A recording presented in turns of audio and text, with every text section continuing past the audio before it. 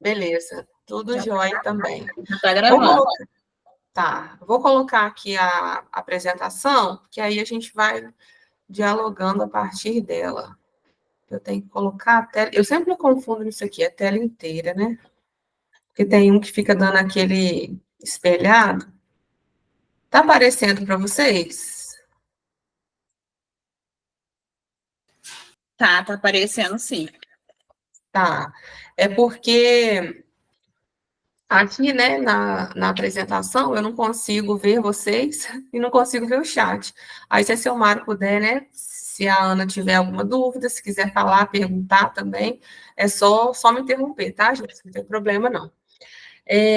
Queria agradecer, né, em primeiro lugar, agradecer a Silmara pelo convite, de dar essa aula, né, esse aulão de português para vocês, porque eu acredito muito na potência desses cursos populares, né? Meu namorado estava até comentando comigo, da época que ele trabalhou, ele conhece a Silmara, chegou a dar aula de geografia, eu acho que foi na época da pandemia.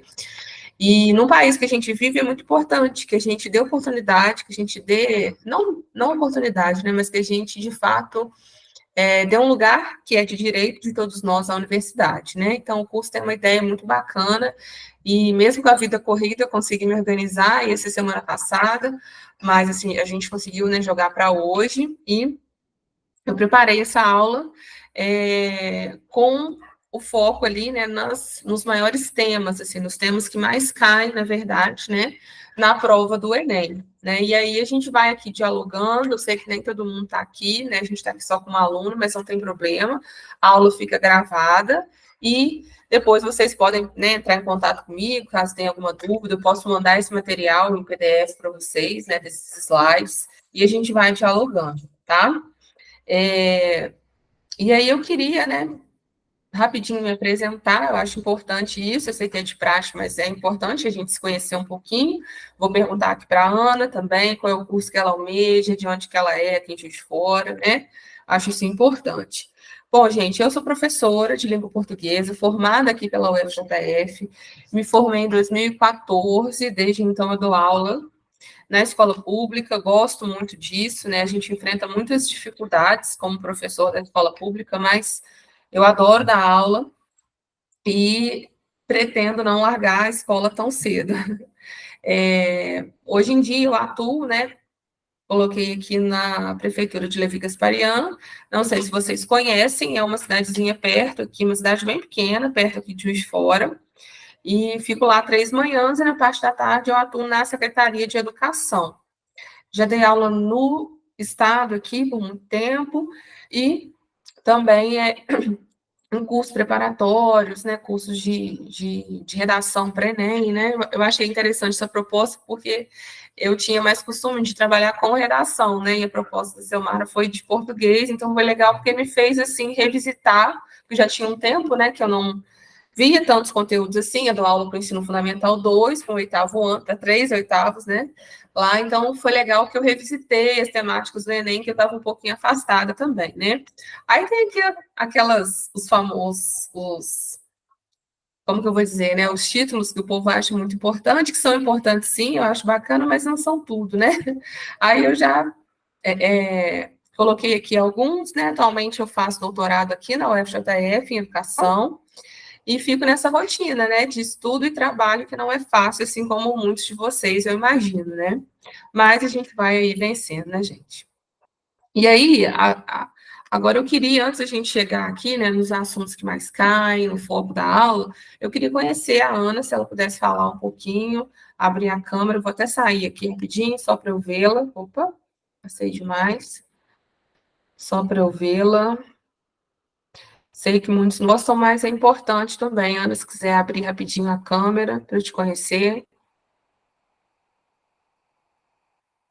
falar um pouquinho do curso que você almeja, quais são as expectativas.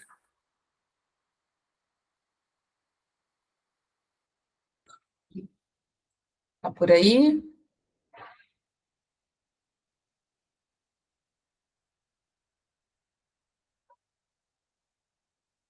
Eu acho que a Ana não está por aí. Eu vou Não, ela tá assim, mas ela é meio tímida, professora. tímida. Se a Selmara quiser falar sobre a Ana aí para nós. Eu falo. Tá? Fala aí, Fernandinha. Vou falar da Aniara, peraí. Vou abrir aqui minha câmera. Eu vou falar para a Aniara. Eu conheci a Aniara, ela trabalhou comigo, né? A gente trabalhou junto. Ela trabalha no Centro de Convivência, que é um serviço conveniado com a Prefeitura de Juiz de Fora.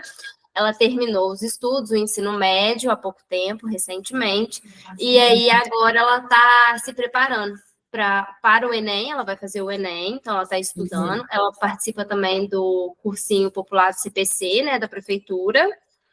Sim. Além do Enem, ela também está estudando para concurso público. Sim. Na busca de uma nova etapa na vida dela. E qual curso, assim, ela pretende? Já tem, assim, em vista ou está em aberto? Não, ela já olhou serviço social, a gente tem olhado, né, algumas universidades aí, de serviço social. Vamos ver. Que bacana, vai ser a área de humanas, mais uma para o time. Bora, Lúcia. Deixa eu abrir de novo aqui. Você não vai vir fazer.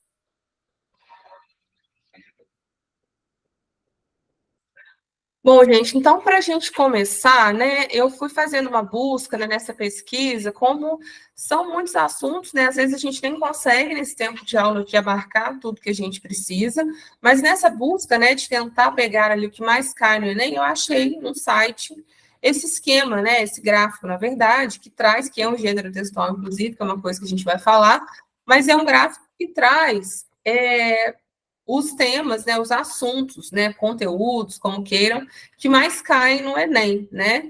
E aí, quando eu me deparei com esse gráfico, eu reforcei tudo aquilo que eu já vinha, né, visto sobre o Enem, né? Que é uma abordagem numa perspectiva dos gêneros textuais, dos textos, né? E aí, aqui são muitos, né? Alguns caem bem pouquinho, como a gente vê ali, verbos, né? Poesia, até ali está num percentual menor, mas a gente tem aqui, né, os gêneros textuais, que é o maior, 39,8, introdução à língua portuguesa, as questões de variação linguística, contexto, imagens e funções, como 5 ali, assim, né, que mais caem, né, que são recorrentes. Se não me engano, esse gráfico fez uma pesquisa, esse site fez uma pesquisa de 2016 a 2023, então, assim, é uma boa, um bom intervalo de tempo, né? E aí, eu fiz aqui, logo em seguida, um esquema de como seria essa aula, focando nesses 5 principais temas, já que a gente não consegue ver tudo que a gente gostaria, né? E aí eu já intitulei esse slide com uma perspectiva do texto no Enem, né? E eu achei até interessante que eu fui elencando aqui, né? Então, esses 5 temas da aula de hoje seriam os gêneros textuais, a interpretação de texto das questões, como a gente pode tentar, assim, decifrar ao máximo essa forma, né, do Enem de criar as suas questões, né? As questões de variação linguística, que é um conteúdo também bastante interessante e tranquilo, né, se a gente comparar a outros. O estudo do contexto de interpretação de imagem e funções da linguagem.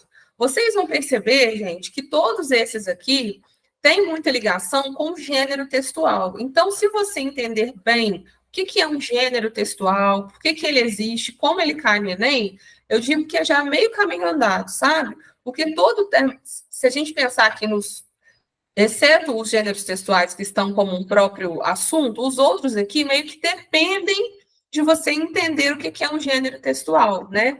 E aí, quando eu comento para vocês que há uma perspectiva do texto, é que toda a questão do Enem vai sim partir de um gênero textual. Porque aqui a gente está entendendo que texto é gênero textual. Mas quando eu falo assim, fica meio esquisito. Se você não compreendeu o conceito, né, do que é gênero, fica mais complicado.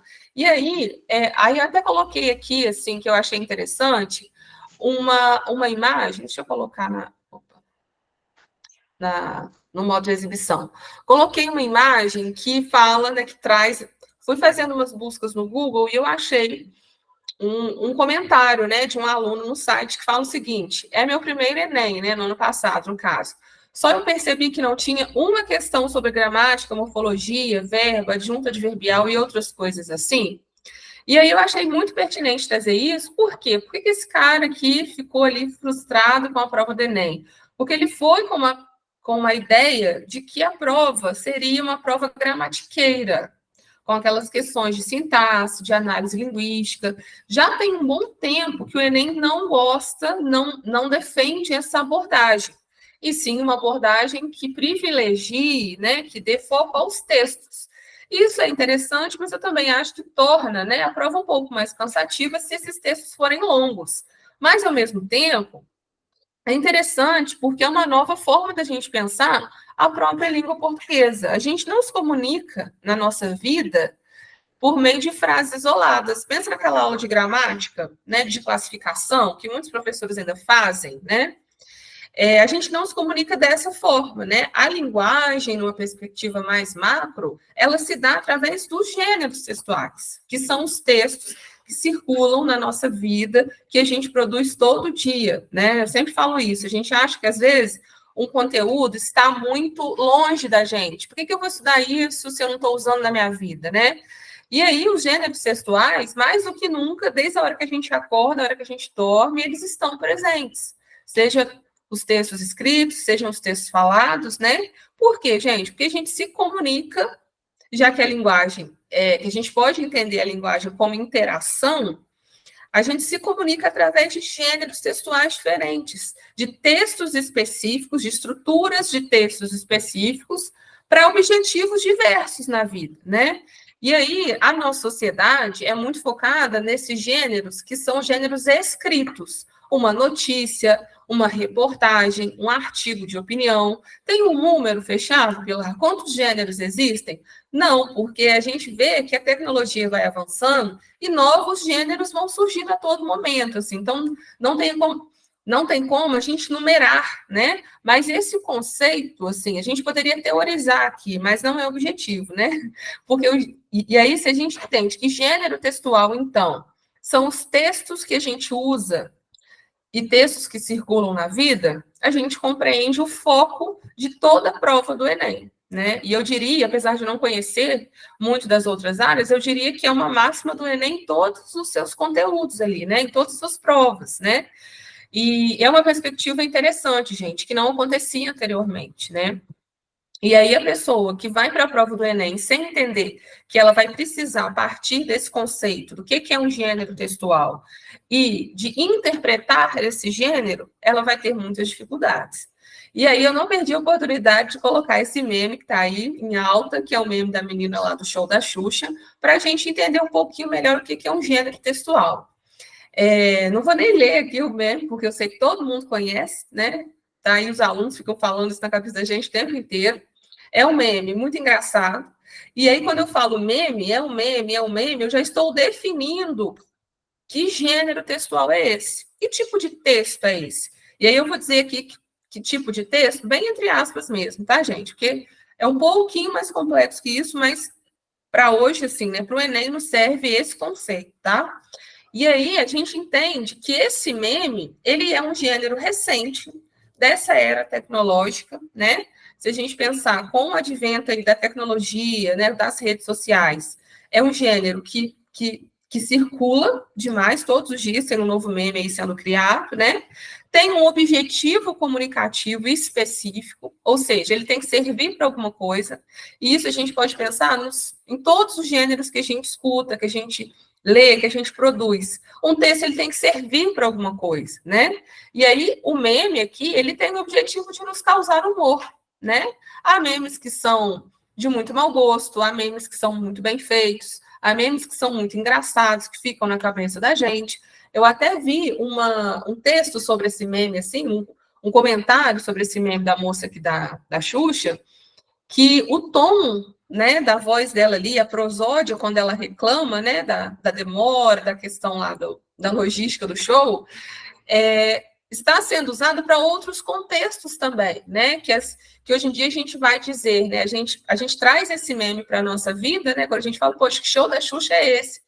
Para situações diversas, ou seja, olha como que o gênero textual meme está aí servindo para diversos objetivos, né? Isso que é interessante, e é isso que o Enem quer da gente. Que todo texto que estiver lá na questão, que a gente consiga dizer, ah, tá, é uma reportagem, é um artigo de opinião, é uma receita culinária que não vai cair, mas assim, acho eu, né?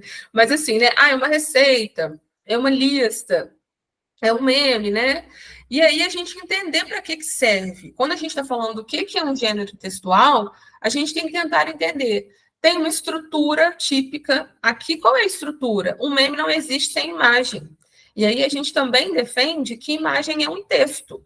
Porque se a imagem ela é importante para a construção daquele gênero, eu preciso ler essa imagem. Por mais estranho que seja quando a gente fala, né? Ler imagem. Mas a gente faz leitura de imagem porque tem uma reação ali, tem um desenho do rosto do personagem, tem cores, tem elementos da imagem que são importantes para a minha interpretação. Tem gênero textual que não tem imagem, né? E aí cada gênero vai trazer as suas características e os seus objetivos, tá? Então, partir desse pensamento, né, desse conhecimento é muito, muito importante.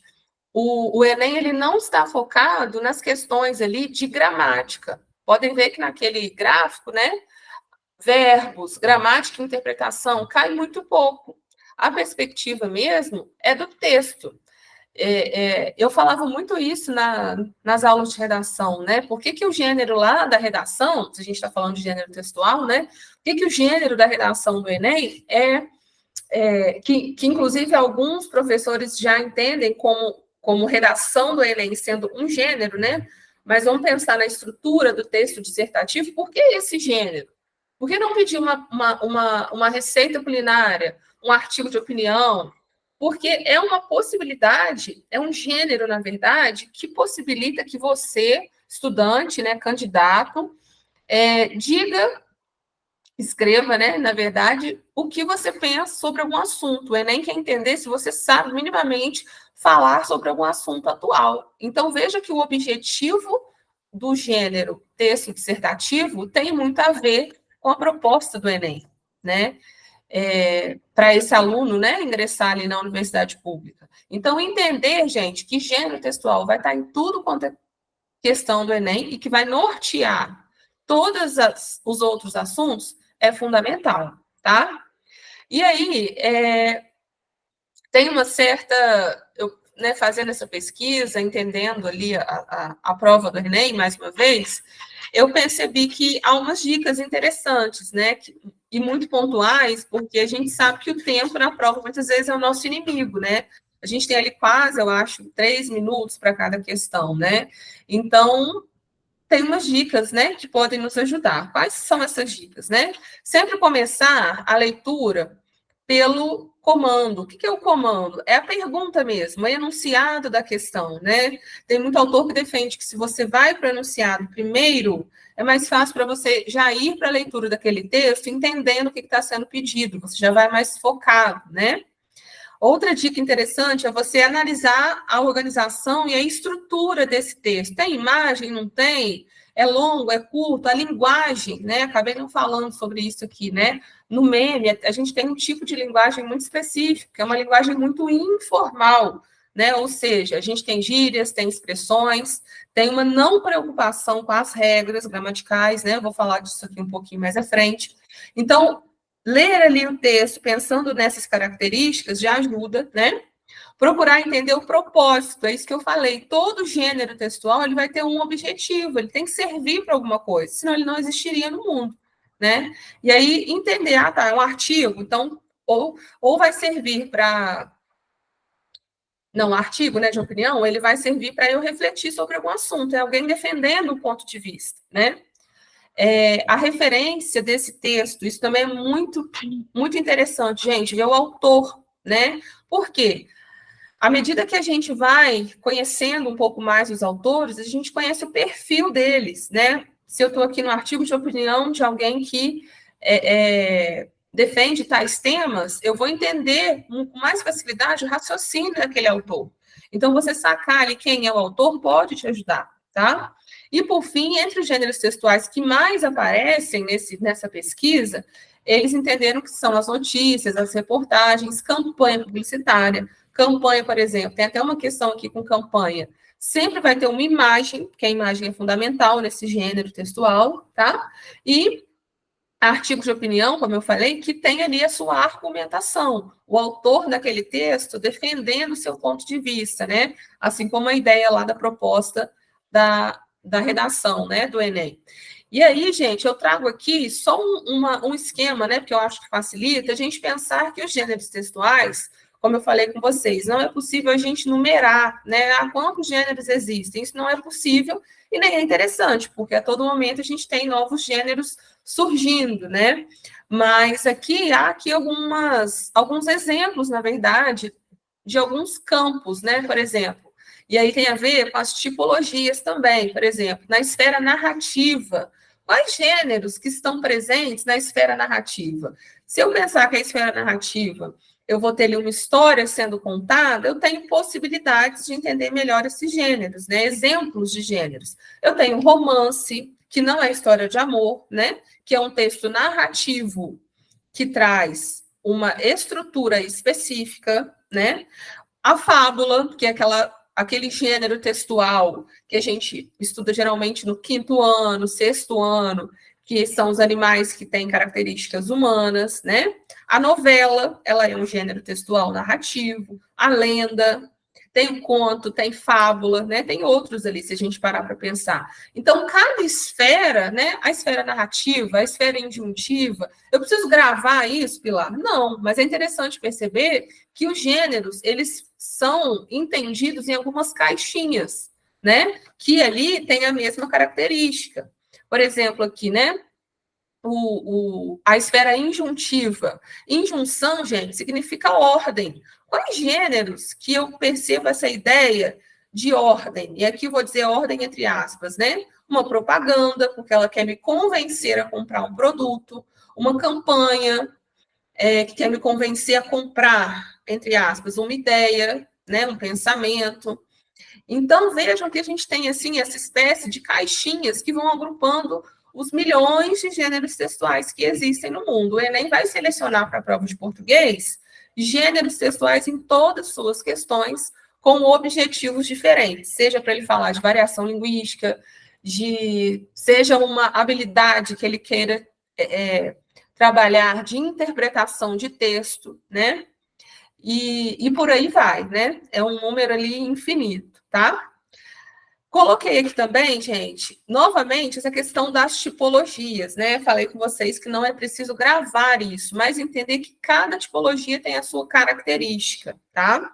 A tipologia narrativa, estou voltando nela aqui, ó. Narra as ações de um personagem em torno de um conflito, num determinado tempo e espaço. Aí a gente está falando daqueles elementos, né, da narrativa. Então, se eu tenho uma história sendo contada, eu tenho um gênero da esfera narrativa. Qual gênero vai ser esse? Um conto, uma lenda, uma parlenda, como a gente às vezes vê também, né? Uma fábula, um conto maravilhoso, tá? Da esfera dissertativa argumentativa. Quais as maiores características, né? Expõe argumentos para corroborar com uma opinião. Então, eu vou ter charge, muitas vezes a gente vê, né, que tem ali aquele tom argumentativo, porque, embora não seja propriamente dessa esfera, né, mas se a gente pensar nas características, né, uma charge ali que tem um cunho político, eu posso encontrar essa característica, né, e a presença de argumentos. Vou falar aqui de um gênero textual que a gente às vezes vê pouco, né? Agora nem tanto porque a gente está saindo da época das eleições, né? O gênero debate, por exemplo, né? O gênero debate é um gênero da esfera argumentativa, onde duas ou mais pessoas têm que ali estarem debatendo, discutindo vários assuntos. Se a gente pensar no debate eleitoral, a gente tem características muito importantes. Tem o tempo, tem a postura, tem as propostas, né? E aí, se a gente parar para pensar, um monte de coisinha num debate eleitoral, para funcionar legal, tem que acontecer, né? Me lembrei até do caso lá complicado da Atena, no debate de São Paulo, né? Antes do primeiro turno, que jogou uma cadeira no outro candidato. Ou seja, ele desconhece o gênero textual? Muito provavelmente não, né? Ali foi um acesso de fúria, algo muito complicado, que fez ele agir assim. Mas percebe que isso invade, que isso fere as características desse gênero textual debate, né? Não é polido, não é educado, não faz parte, não é aceitável que isso aconteça, né? Tudo bem, gente? Tranquilo até aqui? Ana tá de boa? Qualquer coisa me sinalizem, tá? Então, só para fechar, os últimos 3 aqui, ó. A tipologia expositiva, né? Ela narra as ações de uma personagem em torno de um... Opa, não, peraí, gente. Esse expositivo aqui tem a ver com o narrativo, tá? Agora que eu li de novo. Não é isso. Mas se a gente pensar numa ideia de expor algum conteúdo através de um gênero textual. Primeiro gênero que me vem à cabeça aqui, relatório científico. Tem muita ideia de você estabelecer ali os processos, expor um ponto de vista sem argumentação aqui no caso, né? Porque é só aqui no caso a esfera expositiva, tá? Agora, partindo para a esfera descritiva, né? O próprio nome já diz, a gente tem uma ideia de descrição, né? De personagens, de características, tá? E, por fim, o injuntivo que eu comentei anteriormente, né? Muito presente nas propagandas, anúncios, né? Que vão buscar essa ideia de convencimento, né? De ordem, entre aspas, né?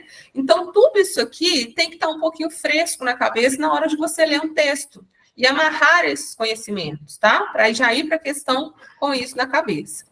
E aí, eu fiz também um movimento aqui desses slides, da gente falar um pouquinho de um tema e trazer uma questão. Eu acho que não fica tão cansativo, né, para a gente ver algo prático ali. As questões que eu selecionei são do ano passado, então são questões bem recentes.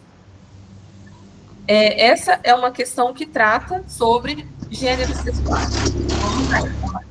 Um grupo de pesquisadores da Universidade Federal do Ceará desenvolveu um dicionário para traduzir sintomas de doenças da linguagem popular para os termos médicos.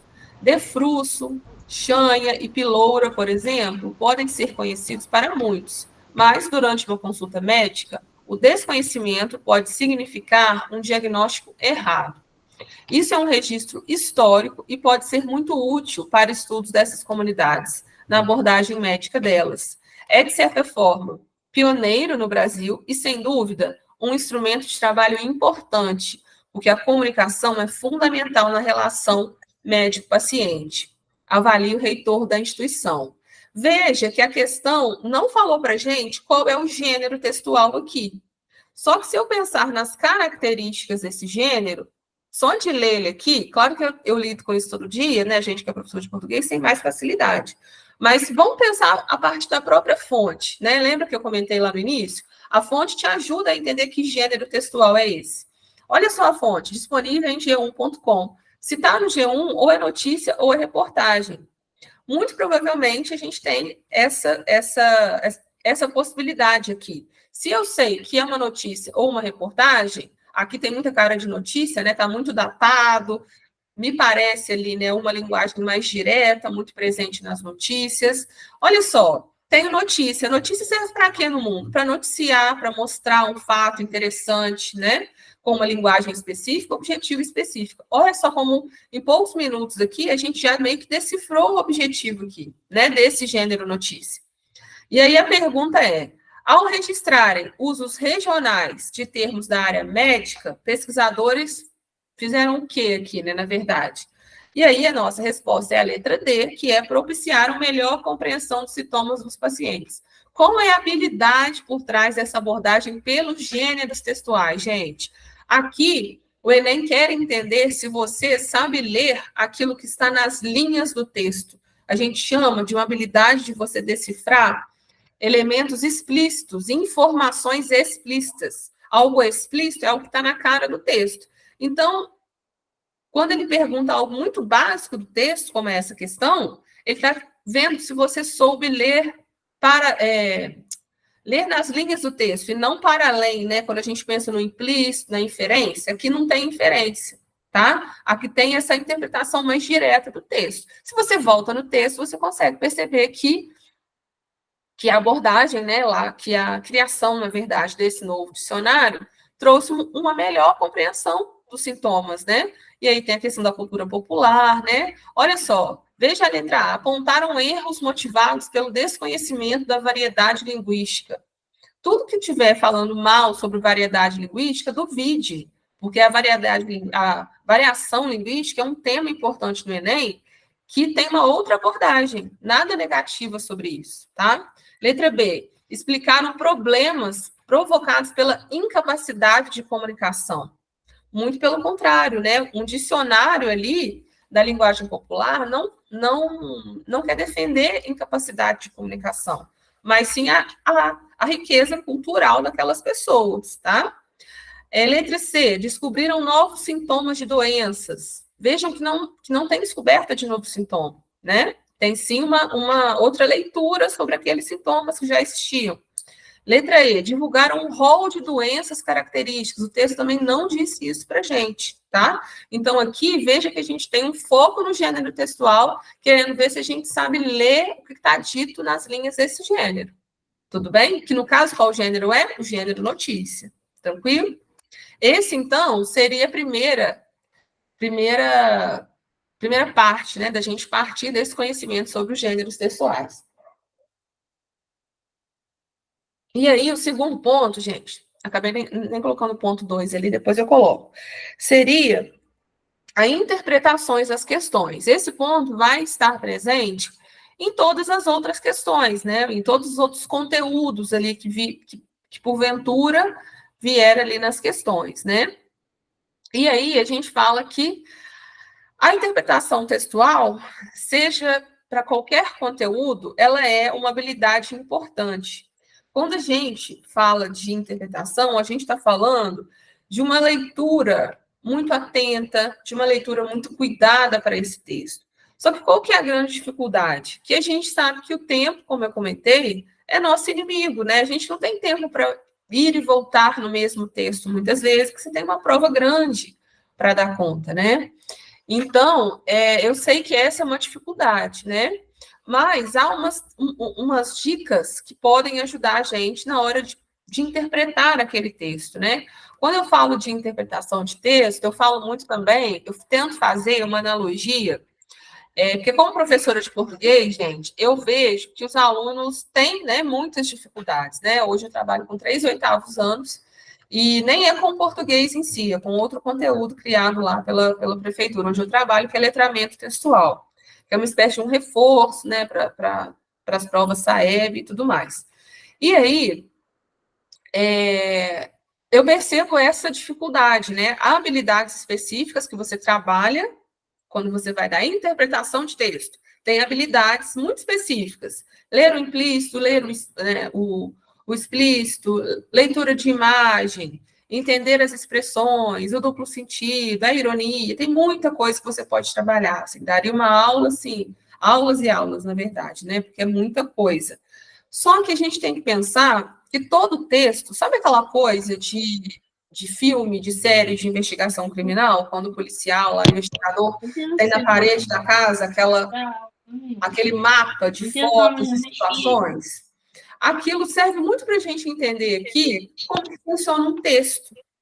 Um texto, gente, é um mapa ali, um mistério, na verdade, que a gente pode tentar decifrar com as pistas que são dadas para a gente, né? Interpretar é muito difícil, Pilar, a gente tem muita dificuldade, eu escuto isso sempre, assim, né? Quando eu dava aula para Enem, agora, né? Você pergunta uma questão, qual é o tema do texto? Por que o autor, por que o personagem agiu assim, não assado? O aluno te responde uma coisa completamente diferente. Isso tem tudo a ver com o Enem, porque o Enem traz isso, né? E aí, falta muitas vezes essa leitura às pistas mesmo, né? Por exemplo, quando a gente vê aqui nessa última questão, se o aluno acredita que a resposta é, né, que eles descobriram novos sintomas de doença nessa questão, faltou algo, ele não leu, ele não soube decifrar uma pista importante do texto. Fazendo a analogia lá, né, essas questões de investigação criminal, a pista que ele seguiu foi uma pista errada, ele não soube fazer o link correto. Todo texto, seja um texto falado, um debate, uma mesa redonda, uma aula expositiva como essa aqui, ele tem pistas. Se eu não sigo corretamente essas pistas, eu não faço uma interpretação correta, né? E aí a gente também tem a polêmica de achar que vale tudo. Não vale tudo no texto, né? A gente que é professor também lida muito com isso, de tipo, a minha interpretação está errada? Sim, está errado. Ela é sua, mas você fugiu às pistas do texto. O texto não te forneceu essa possibilidade de resposta. E aí eu estou dizendo isso para quê? Para a gente se atentar cada vez mais às pistas. E isso não é do dia para a noite. Por isso que é difícil, né? Primeiro porque é uma atividade cansativa, né? De você ir e voltar, tem texto que você não mata de primeira, tem que ler de novo e de novo. Às vezes é um gênero textual que você tem pouca familiaridade, né? Relatório científico, poxa, a gente não lida com isso todo dia, mas notícia a gente já lida, né? Seja ela falada, seja ela escrita. Então, vai depender de muitas coisas. E a gente, geralmente, pelo menos a minha geração para cá, a gente não trabalhava assim, né? Eu fiz o Enem em 2008. Já tinha o texto no Enem, mas assim, bem menos que hoje, mas a gente aprendeu português só na gramática. Então, decifrar um texto vai se tornando difícil, né? Porque a gente lida pouco com isso, né? A leitura, infelizmente, ela não é tão presente na nossa vida, né? A gente, como brasileiro, a gente lê muito pouco ainda, né? Mas, enfim, gente, aqui tem umas dicas mais, assim, operacionais, que eu nem gosto tanto, mas que eu acho que podem ajudar. Que é a gente entender que o texto de apoio, alguns autores entendem que ele está ali só para, de fato, te apoiar. Que muitas vezes, com certeza vocês já ouviram isso, que você não precisa ler o texto, né? Eu defendo que a gente tem que ler o texto. Claro que se não der tempo, você não tem muito para onde correr, mas se der tempo, se está ok, se é um gênero que você olhou ali, ok, entendi. Tenta ler o texto, dá uma chance para o texto, né? Ele está ali para ser lido também, né?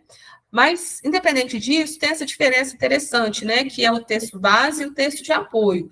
O texto base é o texto que a gente encontra lá na redação do Enem, que ele tem que ser lido para que ele, de fato, te sirva de base, te inspire, né? Para a sua produção, para a sua redação. O texto de apoio, ele está ali, pode ser lido ou não, né? Embora eu acho que, se der, sempre leia o texto, tá? E esses elementos também que são chaves ali nas questões, que é a questão do enunciado, que é a pergunta, que é o que está sendo pedido, né?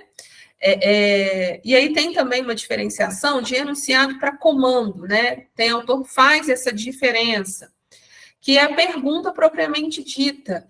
Entender a pergunta mesmo, explicitamente, ajuda muito a você também a eliminar alternativas que não fazem sentido. Por quê? A gente tem uma espécie, gente, de 4 tipos de alternativas nas provas. Aquelas que a gente pode chamar de absurdas, que elas são aquelas primeiras que a gente elimina, que não vão ter link nenhum com o texto, que fogem mesmo, né? A alternativa correta, né? A alternativa errada, que aí a gente também tem que ficar ligado nesse comando, se ele quer a resposta certa ou a resposta errada. É aquela questão do quais alternativas estão corretas, o exceto, né? Lembrar do exceto, né? E as alternativas verdadeiras com mais ali, né? Que elas são muito comuns no Enem. E que elas são verdadeiras, elas estão no texto, e essas a gente vê que o povo vai muito nelas. Por quê? Porque elas estão no texto, mas elas não respondem à questão. Essa é a diferença, né? Trabalhando muito com as habilidades do 8º ano do SAEB, eu vejo isso, né? Que os alunos, às vezes, batem na trave da resposta, né? Porque entendem que aquilo está no texto, então é a resposta. Não, mas está no texto, mas é a pergunta? É de fato o que está sendo perguntado? Aí volta na pergunta para você ter certeza, tá? E uma coisa também, gente, aqui acabou saindo repetida aqui, porque eu dividi o slide. Outra coisa, então, dessa estrutura é a gente pensar em umas dicas ainda mais práticas, né? De você fazer uma ordenzinha, né? Fazer a leitura do enunciado, identificar o conteúdo. Quanto mais você puder fazer as questões, né, treinar, a gente sabe que o tempo é difícil, né, de estudo muitas vezes, mas se você puder ali ter uma noção do estilo de prova, dos temas que mais caem, né, identificar o conteúdo, você vai tendo mais facilidades, né? Uma dica boa é você sempre eliminar, eu faço muito isso, porque as absurdas, as alternativas absurdas, muitas vezes elas gritam, então muitas vezes você vai ficar ali entre 2 alternativas, né? Leia o texto, coloquei aqui se necessário, mas coloquei em vermelho, porque eu acho que o texto é sempre necessário, né? Muito ruim a gente falar para não ler o texto, para mim isso é meio esquisito. Mas, se der tempo, eu vou dizer sempre isso, se der tempo, leia o texto. Leia alguma coisa desse texto, pelo menos, né? E aí, então, gente, pensando, né, nessa forma de interpretar texto, né, de você seguir as pistas, dar uma olhada na fonte, dar uma olhada para pensar que gênero textual é, se tem imagem, se não tem, eu trouxe aqui também uma outra questão do ano passado para a gente discutir. Olha só, o acesso às práticas corporais, atividades físicas, é desigual no Brasil, à semelhança de outros indicadores sociais e de saúde. Em geral, PC, né, barra F, prazerosas, atividades físicas, né, prazerosas, diversificadas, mas afeitas ao período de lazer, estão concentradas nas populações mais abastadas. As atividades físicas de deslocamento, trajetos a pé ou de bicicleta para estudar ou trabalhar, por exemplo, são mais frequentes na classe social menos favorecida. Nenhuma novidade, né, gente? Aqui há uma relação inversa e perversa entre as variáveis socioeconômicas de acesso às atividades físicas. As maiores prevalências de inatividade física foram em mulheres, pessoas com 60 anos ou mais, negros, pessoas com autoavaliação de saúde ruim ou muito ruim, com renda familiar de até 4 salários mínimos por pessoa, pessoas que desconhecem programas públicos de atividade física e residentes em áreas sem locais públicos para a prática. Li o texto. Qual o possível gênero textual? Não foi dito para mim, leia o artigo abaixo. Mas eu aqui, como leitora, posso tentar sacar. Que gênero é esse? O Enem sempre vai me trazer gênero textual. Se eu olho a fonte, eu percebo aqui que tem característica de ser artigo e artigo científico. Aqueles artigos que a gente lê muito na faculdade, né? Saúde e Sociedade, número 2, ou uma revista de artigo científico, uma revista de cunho científico, mas eu já entendi que a linguagem ela é muito formal, não tem gíria, não tem expressões, e tem um objetivo muito claro aqui nesse gênero textual. Qual é?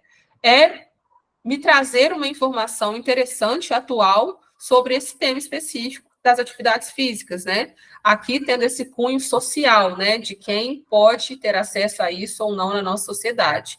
Então, olha só, beleza, já vou para a questão munida disso aqui na cabeça.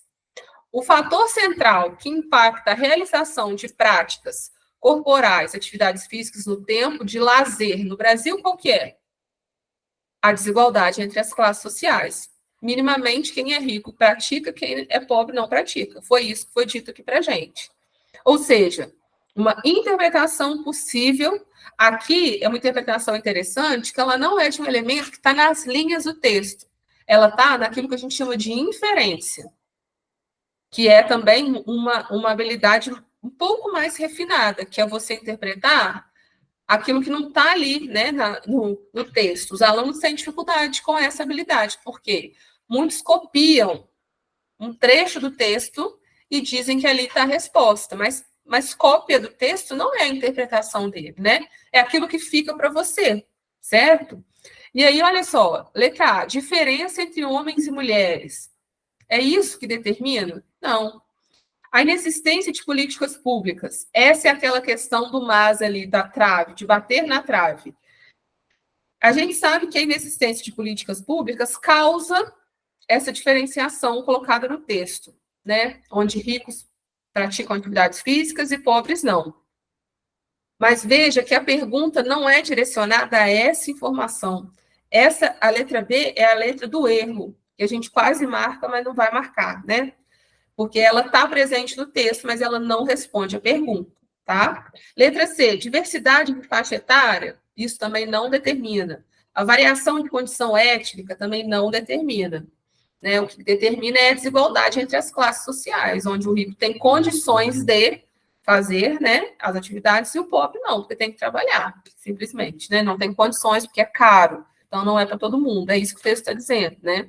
Que é uma realidade, inclusive, muito triste. Outra coisa que também é importante eu comentar aqui, que o Enem gosta desses temas, né? Gosta dessa problematização. E que bom, porque A gente viveu aí outros momentos, né, políticos onde a gente não encontrava tantas questões que fizessem a gente refletir e pensar a sociedade que a gente vive. Então, eu acho muito bacana quando são colocados esses textos que deixam a pulguinha atrás da orelha ali na gente, né? Percebem que não são textos ingênuos? O Enem quer te fazer pensar, quer te fazer refletir, né? Quer que você exerça essa criticidade, esse pensamento crítico, né? De ele falar, nossa, é mesmo, né, gente? Olha aqui, né, realmente, o pobre não faz atividade física, né? Ou seja, é algo que faz muito sentido na nossa vida e que a gente, né, das classes populares, da classe trabalhadora, vive. Né? Isso é interessante. O Enem não vai trazer questão que não faz diferença na sua vida. Isso é muito legal da prova, né? E aí, gente? Vocês querem falar alguma coisa? A Ana quer falar alguma coisa? Tá tranquilo? Eu sei que fica cansativo assim, né? Aula muito expositiva, mas vamos seguindo. O ponto 3 aqui é o ponto da variação linguística, que lá no gráfico é um conteúdo que cai muito no Enem. E aí, para a gente falar da variação linguística, tem alguns pontos que eu selecionei. Ô, professora, tem mais 4 alunos, além da... Ai, que bom. Oi, gente. Boa noite para vocês entrando. Vocês querem se apresentar? Posso dar uma paradinha aqui antes de... Opa, peraí, o que eu fiz? Não vi o pessoal entrando. Ai, que bom. Gente, a professora estava com o coração apertado, porque só tinha uma aluna. Uhum. Vamos começar assim mesmo. Aí eu estou assim, cheia de vergonha. Não, mas eu sei que acontece, dela, assim, né? Mas é ruim, porque a gente fica pensando que vai ser muito cansativo e a gente não vai poder dialogar. Levei uns 10 não de professora de português, consegui, aí encontrei a Pilar. É muita matéria, professor, nossa senhora. Gente, isso é um dos desafios, né? É Matheus, né, que está falando. Boa noite, Matheus. Sim, boa noite. Pode falar, deixa eu falar um pouquinho aí, estou falando demais. Não, só que agora não tem mais jeito, né? A prova tá aí, né? A gente vai fazer o que der, né? Eu acho que é mais da emoção também, né? A gente saber ficar calmo, saber interpretar as questões. Porque às vezes o que dificulta a gente é o nervosismo, a ansiedade. Às vezes o cara sabe muito, mas quer passar a carroça na frente dos bois e acaba, né? Se atrapalhando também. Tem questão muito também do emocional, em concurso e prova também. Sim. Isso que o Matheus... Deixa eu só parar aqui, gente. Parece que a voz fica voltando. Tem que parar de apresentar, que eu acho que aí resolve. É isso que o Matheus fala, faz muito sentido, né, gente? A ansiedade que a gente fica, né? Eu me lembro do meu Enem lá em 2008, de ter ficado muito ansiosa, e concurso, né? Tudo quanto é prova, a gente se sente muito inseguro, às vezes, porque ser testado é muito ruim, né, gente? Né? E, assim, é o futuro da gente que está ali, né? Então, assim, é muito comum a ansiedade, né? Mas, ao mesmo tempo que a gente vê que ela é muito presente, a gente tem a possibilidade de tentar lutar contra ela, assim, né? Não que ela precise sair, assim, né? Precise ficar fora da nossa vida, porque uma ansiedadezinha é bom de sentir, assim, né? Faz bem. Mas, assim, equilíbrio a ansiedade, né? Mas eu concordo com você, Matheus, é um desafio muito grande, porque a gente tem essa questão do tempo, são muitas questões, você comentou, né? São conteúdos, né? A gente... questões emocionais, digamos assim. A gente tem que saber gerenciar até o nosso pensamento, o que a gente vai falar, o que a gente vai pensar. Sim. E aí, gente, eu até tenho, acho que algum material, assim, depois eu posso mandar para a Selmar, ou se a gente marca um dia, da importância mesmo, né, dessas questões. Eu acho que vocês tiveram ontem, na verdade, né, uma especialista, né, da área, dessas questões emocionais mesmo, né, de como a gente pode começar o dia com a prova, desde a roupa que a gente veste, ao alimento ali, ao lanchezinho que a gente pode levar, né, então, assim... São aquelas coisas que a gente, às vezes, pode pensar, que bobagem, não vai fazer diferença, mas que fazem, né? Às vezes é um chocolatinho que te ajuda ali, né? A se acalmar, a água, é uma roupa bastante confortável, é um chinelo e não um tênis, porque provavelmente vai estar calor. Essas coisas que a gente acha que não faz diferença, né? Gente. O Matheus, Ana Lúcia, você também quer falar, Ana Lúcia? Você... Só por engano. Não, aqui, a gente também tem que se atentar se atentar não, se policiar aos horários também, né, no dia, como, se for dormir bem, né, ver a Exato. hora, ver o que vai levar, porque a gente acaba esquecendo, imagina que você esquece a caneta, esquece o comprovante, acontece, o trânsito vai estar muito caótico, porque todo mundo também querendo fazer a prova, um vindo de lá, outro vindo de cá, entendeu? Então o Sim. trânsito ele congestiona. Eu acredito que aqui na cidade vai ter até sei lá, um diferencial no trânsito, né? Os dias da Aham. prova, porque sabe que congestiona. Não é possível que a prefeita, o município não sabe, lógico que sabe. O Brasil todo, na verdade. Me parece que eles fazem uma espécie de. Eles tentam se organizar. Eu vi. Acho Porque, que a minha voz está voltando, eu estou achando que tem alguém querendo falar, mas é a minha voz mesmo, né? É... professor, Oi? Ô, Matheus, você tem que ficar com o som. Quando a não, professora eu sei, estiver pô, eu vou falando, só falar você aqui, tem que ficar peraí. com o som fechado. Aí Ah, tá. depois você pode abrir, tá?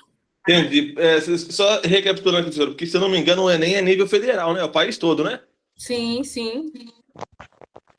Tudo que é lugar. Então, os dias em si, né? Se eu não me engano, é dia 3 e dia 10. Uhum. No país, toda cidade, então, todo município vai ter esse problema, então, de nó de trânsito, porque, entendeu? É complicado.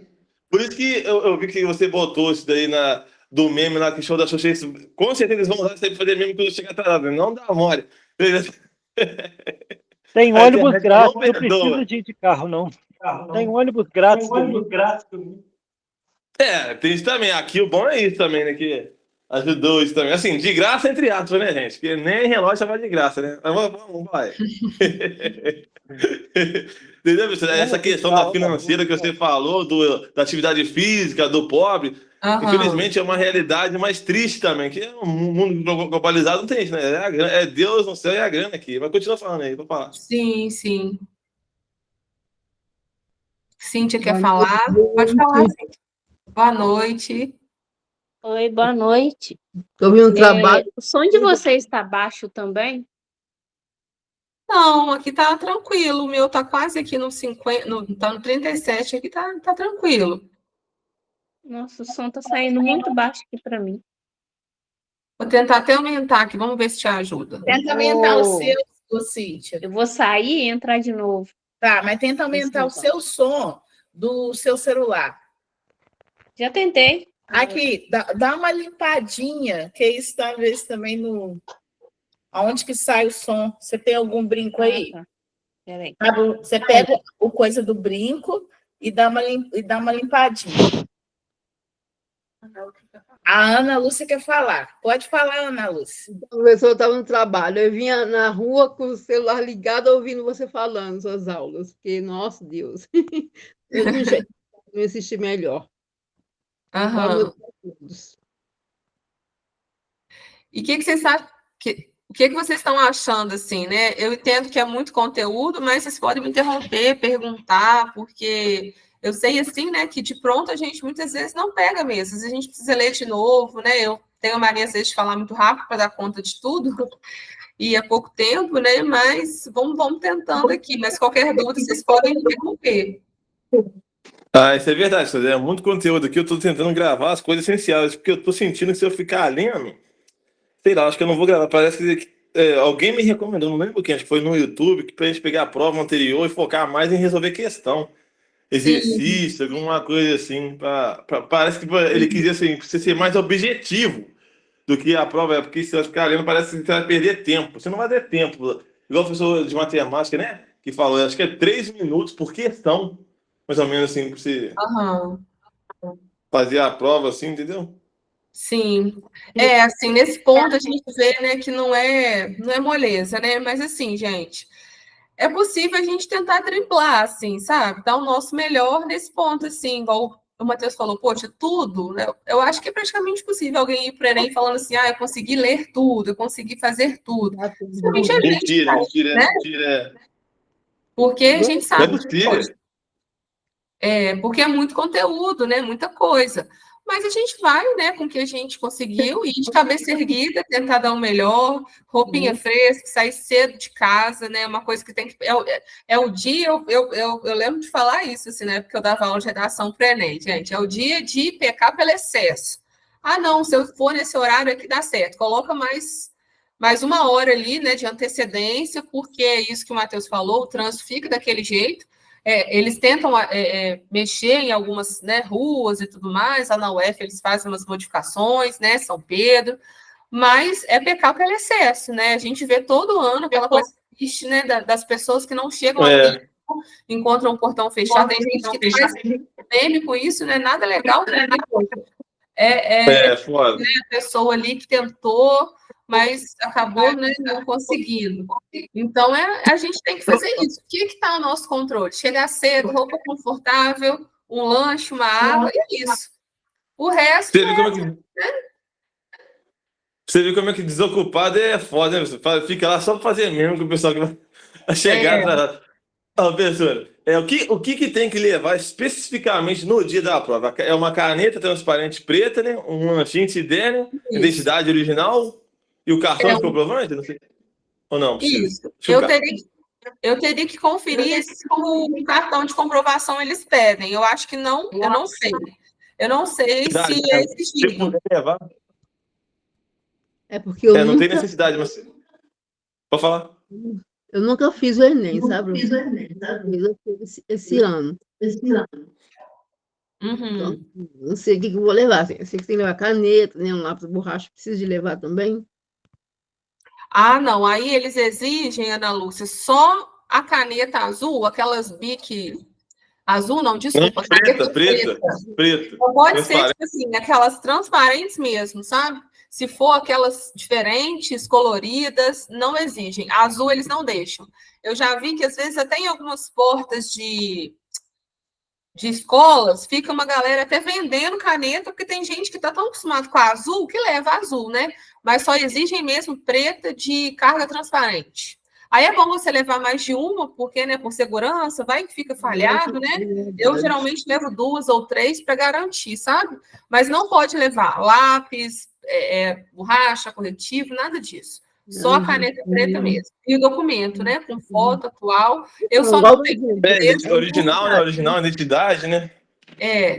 Acho que é só isso mesmo. Até o lanche e água, acho que é opcional, né? E também é foda, né, velho? Você ficar toda hora saindo de sala para beber água, sei lá, ir no banheiro, porque a ansiedade gera isso, né, professora? Eles deixam. A ansiedade gera isso, né? Vontade de defecar, de urinar, né? De beber água. O nervosismo parece que ele desencadeia no organismo, né? Umas reações. Por isso que a gente tem que se equilibrar, que às vezes dá aquela dor de barriga, dá desistir, é normal. Mas a gente se equilibra, vai aos poucos, deu vontade de banheiro, vai lá, pede, volta, calmo, respira fundo, no final tudo dá certo, gente. Deus quiser. Assim espera. Vai sim. Vou voltar aqui, gente. Então, fiquei feliz de vocês terem entrado na aula, porque é ruim dar aula para o aluno só, né? Estava só aqui com a Aniara. Nossa, eu estava assistindo assim, na rua, que ele estava vindo da casa, e eu liguei o celular e estou só olhando. Isso é verdade, ainda mais semana de Libertadores, o pessoal fica doido, mas tem que estudar, né? Mas falta um pouquinho, Vou projetar. Professor, te perguntar também. Ao mesmo tempo que. É só uma crítica aqui, ao mesmo tempo que ajuda o dispositivo móvel, o celular também está atrapalhando os jovens hoje em dia a se concentrar no que realmente importa, né? Sim. Eu não sei se isso vai ser tema de redação também, porque parece que está muito óbvio, né? A tecnologia, o mercado de trabalho. Não sei. Sim, esse é um tema que está muito em alta. Atual. Sim. Que eu vejo, pessoal, que é muita coisa que não vai acrescentar para a vida dos jovens e dos adultos. É coisa fútil, né? Ficar passando um tempo, você vai ficando burro, parece que você não vai estudando realmente, que realmente vai acrescentar para a sua vida, entendeu? Sim, que a internet, infelizmente, é esse lugar, né, gente? Onde a gente encontra muita coisa interessante, mas ao mesmo tempo é o que o Matheus falou, assim, às vezes a gente encontra conteúdos que não, de fato, assim, estão ali para entreter, faz a gente rir, mas a gente tem que tomar cuidado com o excesso disso, principalmente os adolescentes, né? porque senão a gente só fica consumindo informação, não reflete, não lê, não assiste algo bacana, né? Mas é uma luta, porque... vício em tela. Tem vício em tela, o toque para compulsão tecnológica, também a abstinência cibernética. Sim. Isso tudo é um tema atual que vai cada vez piorar, porque a tecnologia só está avançando. Isso é mundial, na verdade, né? Sim. Matheus, professora da aula, Matheus. Ontem você não veio na aula, você perdeu a técnica de relaxamento. Ô, Cíntia, depois você ensina Pode falar. a técnica de respiração. Depois você ensina, que a professora ensinou ontem. E Pilar, você manda para a gente, fazendo favor, que eu vou passar para o Matheus lá. Ansiedade que vai. Ontem teve aula para lidar para ensinar técnicas de relaxamento e tal. Ai, foi muito bom. Legal. Aí o Matheus faltou, Matheus. Por que você faltou, Matheus? Agora, Por as circunstâncias, professora. Por as circunstâncias. Vai, pode dar aula. Então vamos lá, professora Pilar. Volta lá, meu. Então vamos seguindo, gente. Olha só. O ponto 3, né, do 5 ali que eu selecionei, que mais cai, né, no Enem, o ponto 3 é um ponto interessante e também vai aparecer lá ligado a um gênero textual. Então, o conteúdo da variação linguística vai aparecer diante de um texto, de um gênero textual, ou uma notícia, ou uma charge, uma tirinha, tudo quanto é texto que a gente lida aí todo dia na vida, tá? E aí, para a gente entender o que é isso, pelo nome, né, gente, parece algo muito difícil, né? Variação linguística, parece uma coisa de outro mundo, né? Mas nada mais é do que as diferentes formas que a gente fala e que a gente escreve na vida. Vamos pensar no mapa do nosso país, né? A gente fala e escreve da mesma maneira de norte a sul? Não, é só... Acho que está passando agora a novela das 6. Ela é uma novela que se passa no Nordeste. Eu acho que ainda é essa. Eu não sou de novela, não, mas eu já vi, assim, né? Que é uma novela nordestina. A forma daquelas pessoas se vestirem, falarem, comerem, toda a cultura, tudo que envolve a novela marca, na verdade, a identidade, a cultura, o jeito daquelas pessoas, né? E no nosso país, como é um país extenso, grande, a gente tem essa variedade, não só na forma de escrever e de falar, mas na cultura de uma forma muito acentuada.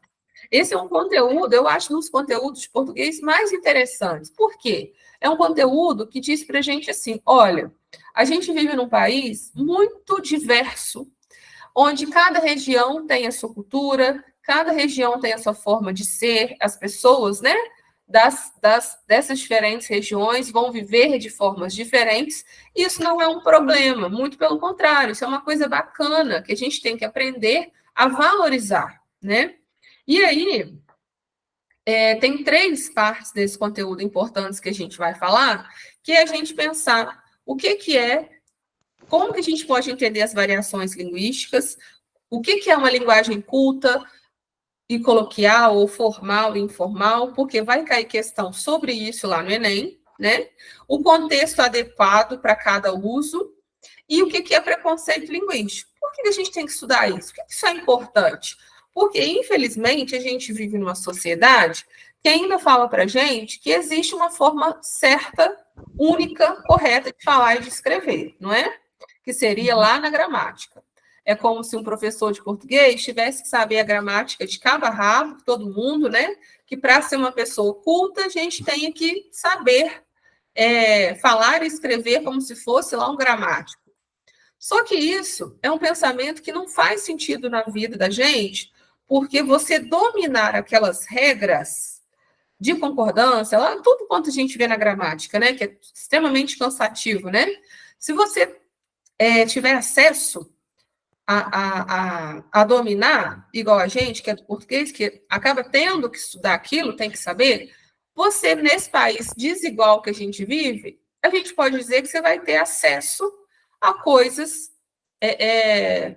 ditas com valor, né? É muito provável, por exemplo, que se você vá numa entrevista de emprego e você use uma linguagem mais formal, é provável que você tenha certa vantagem frente ao candidato que talvez não vai usar essa linguagem. Mas isso quer dizer que aquele que usou uma linguagem formal é mais inteligente, vai ser um funcionário melhor do que o outro? Não. Isso, eu estou falando isso tudo para a gente entender que a língua varia. Ela não é a mesma de norte a sul do país, e você dominar as regras só quer dizer que você domina a regra e ponto. Não quer dizer que você é mais inteligente que alguém. Só que a nossa sociedade fala o contrário para a gente. Fala que quanto mais a gente falar bem, mais inteligente a gente é. Não fala assim, não, menino, fala direito, tá falando errado. Esse conceito, quem não escutou isso aí? Esse conceito, gente, de tá falando certo, tá falando errado, fala direito. Isso a gente pode definir como preconceito linguístico. Porque se a pessoa se comunica da forma dela, com a cultura dela, com as gírias dela, com as expressões dela, por que ela está falando errado? Ela está falando errado de acordo com a gramática, de acordo com uma regra. Mas ela se comunica, ela é inteligente. Isso não quer dizer sobre a inteligência dela, né? Então, estudar a variação linguística, a gente pensar nessa riqueza das diferenças, né? E aí, tudo bem até aqui, gente? Tranquilo, né? Qualquer coisa me sinalize. E aí, esse conteúdo fala para a gente assim, olha, existem tipos de variação. A língua não é a mesma de norte a sul do país, não existe certo e errado. Claro que na escola, como professores de português, é interessante que a gente apresente as regras para o aluno, mas não é apresentar a regra e falar, olha, você tem que saber isso aqui, só isso que vale, se você falar de outro jeito, escrever de outro jeito, está tudo errado. Não, existem situações e situações, é isso que a gente vai falar aqui, tá?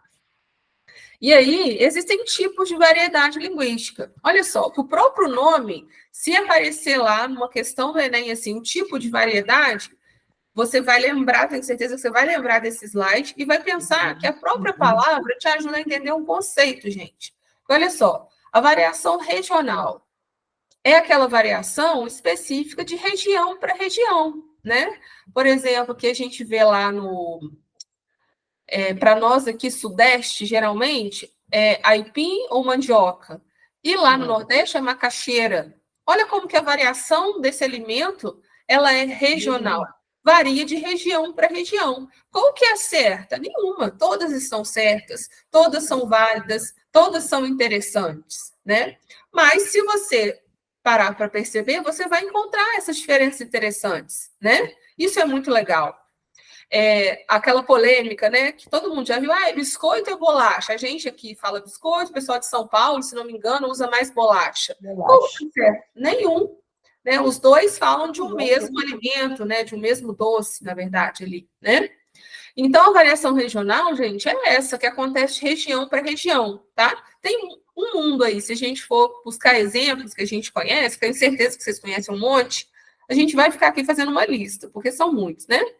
Tem uma variação que a gente fala que é uma variação social. Quando a gente está falando de uma variação social, a gente está falando assim, olha, pessoas de classes sociais diferentes tendem a falar e escrever de formas diferentes, né?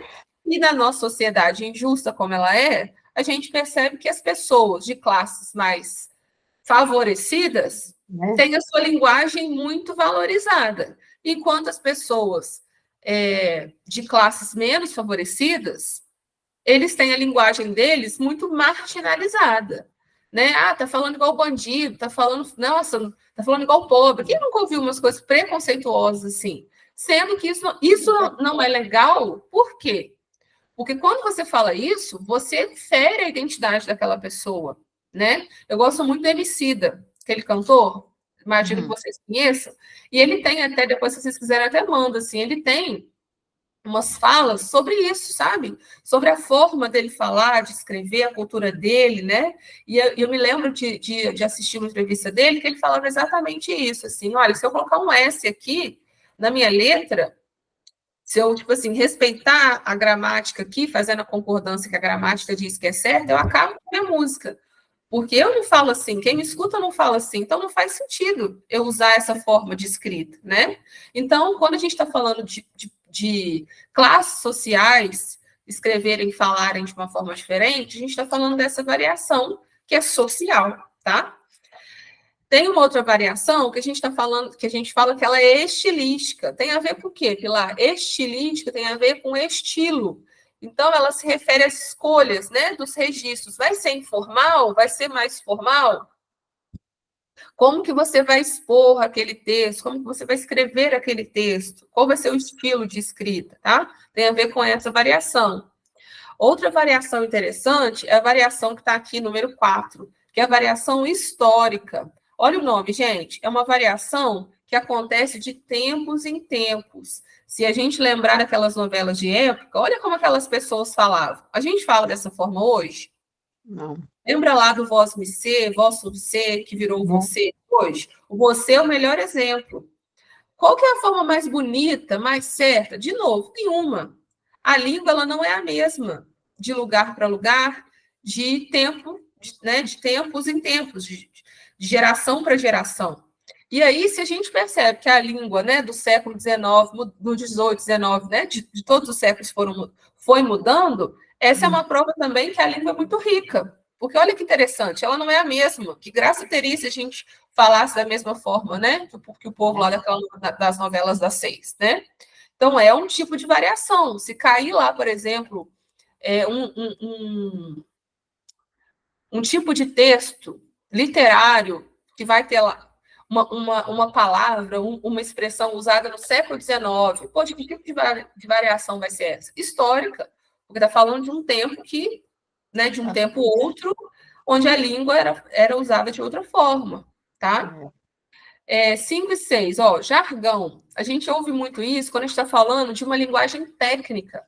Pega o relatório científico para você ler. A gente, às vezes, nem entende. Quem não é da área não entende. Por quê? Porque vai ter uma linguagem ali específica né, de quem domina. Né? Se você pegar ali, às vezes a gente até vai fazer um exame que a gente encontra lá, a gente tem que até pesquisar, né? Eu vivo fazendo isso. Por quê? Não é da nossa área. Tem lá termos técnicos, termos médicos, que a gente que é leigo, a gente não entende.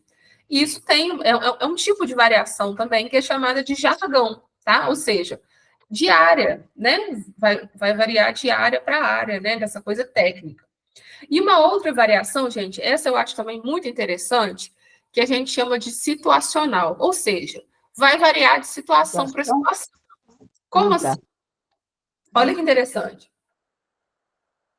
Eu tenho certeza que vocês falam diferente em casa do que falam com o professor, do que falam com um amigo, do que falam no trabalho.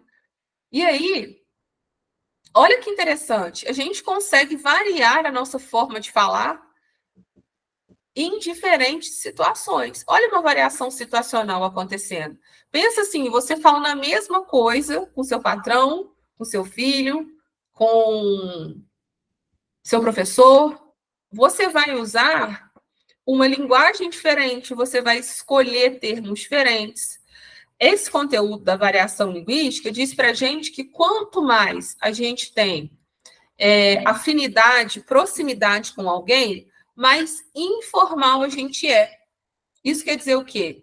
Quanto mais intimidade você tem, mais você usa gírias, mais você não fica preocupado com as regras. Faz sentido? Verdade, faz, verdade.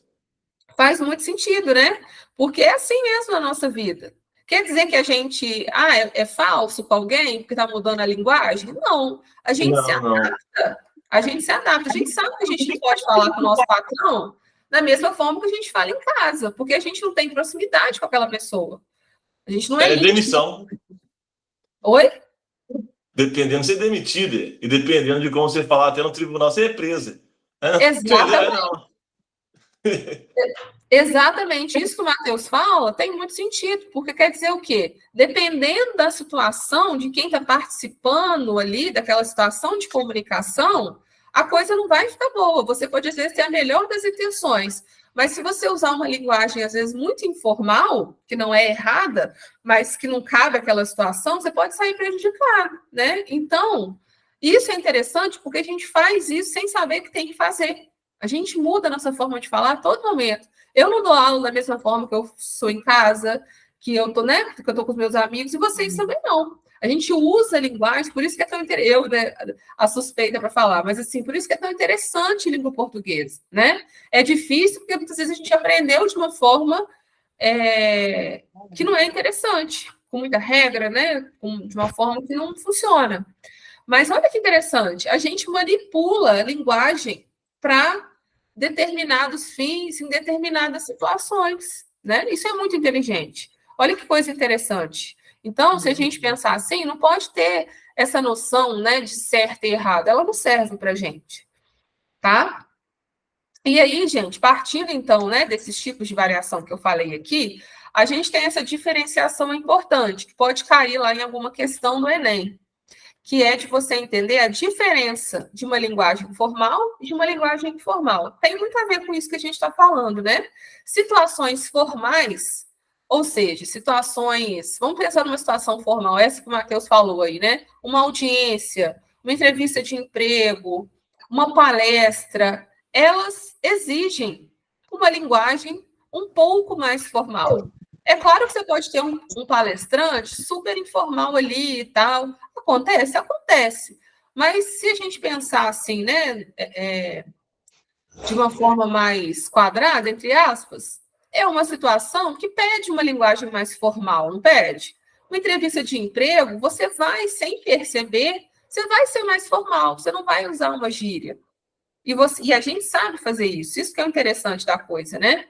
Agora, numa situação muito informal, na praia, em casa, no bar, com os amigos, você é informal, ali você pode não se preocupar com regras da gramática.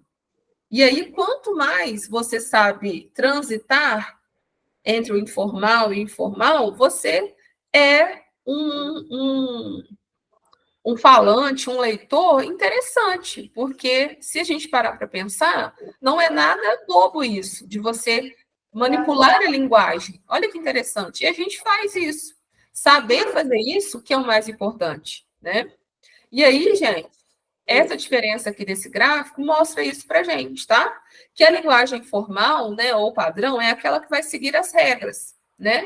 Que ela é ensinada nas escolas, que ela vai estar em gêneros formais. Quando der dúvida, o que é formal, o que é informal, pensa assim, eu gosto de dar um exemplo de casamento. Pensa num casamento na igreja, um casamento na praia. Vocês concordam comigo que o casamento na igreja, ele geralmente é mais formal? Que o noivo não vai estar de chinelo e nem descalço? Concorda? Ah, Pilar, mas pode ser que... mas assim, se a gente pensar no senso comum da vida, esse noivo não vai estar de chinelo e a noiva também não vai estar descalço. Agora, na praia, eu já tenho uma ideia de uma situação mais informal. Então, a tendência é que a roupa também seja mais informal. Essa noiva com certeza, ela não vai estar de salto fino, porque ela vai estar na areia. E aí, o que isso tem a ver com linguagem? Tudo. Porque se a gente pensar, a forma como a gente fala está muito ligada às situações, certo? Você não vai para a praia de terno e você não vai com roupa de banho para uma entrevista de emprego, sabe? Essas situações assim, né? Como a gente se porta nos lugares, isso ajuda a entender. Então, só para fechar, situações informais pedem uma linguagem informal. Situações formais vão exigir uma linguagem formal.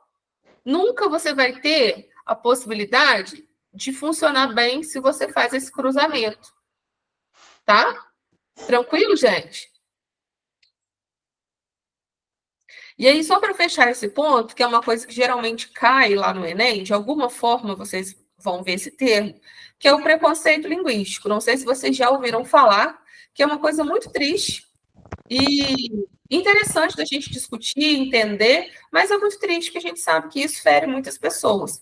Que basicamente é quando você agride uma pessoa, né, verbalmente, humilhando essa pessoa pela forma como ela fala ou como ela escreve, né?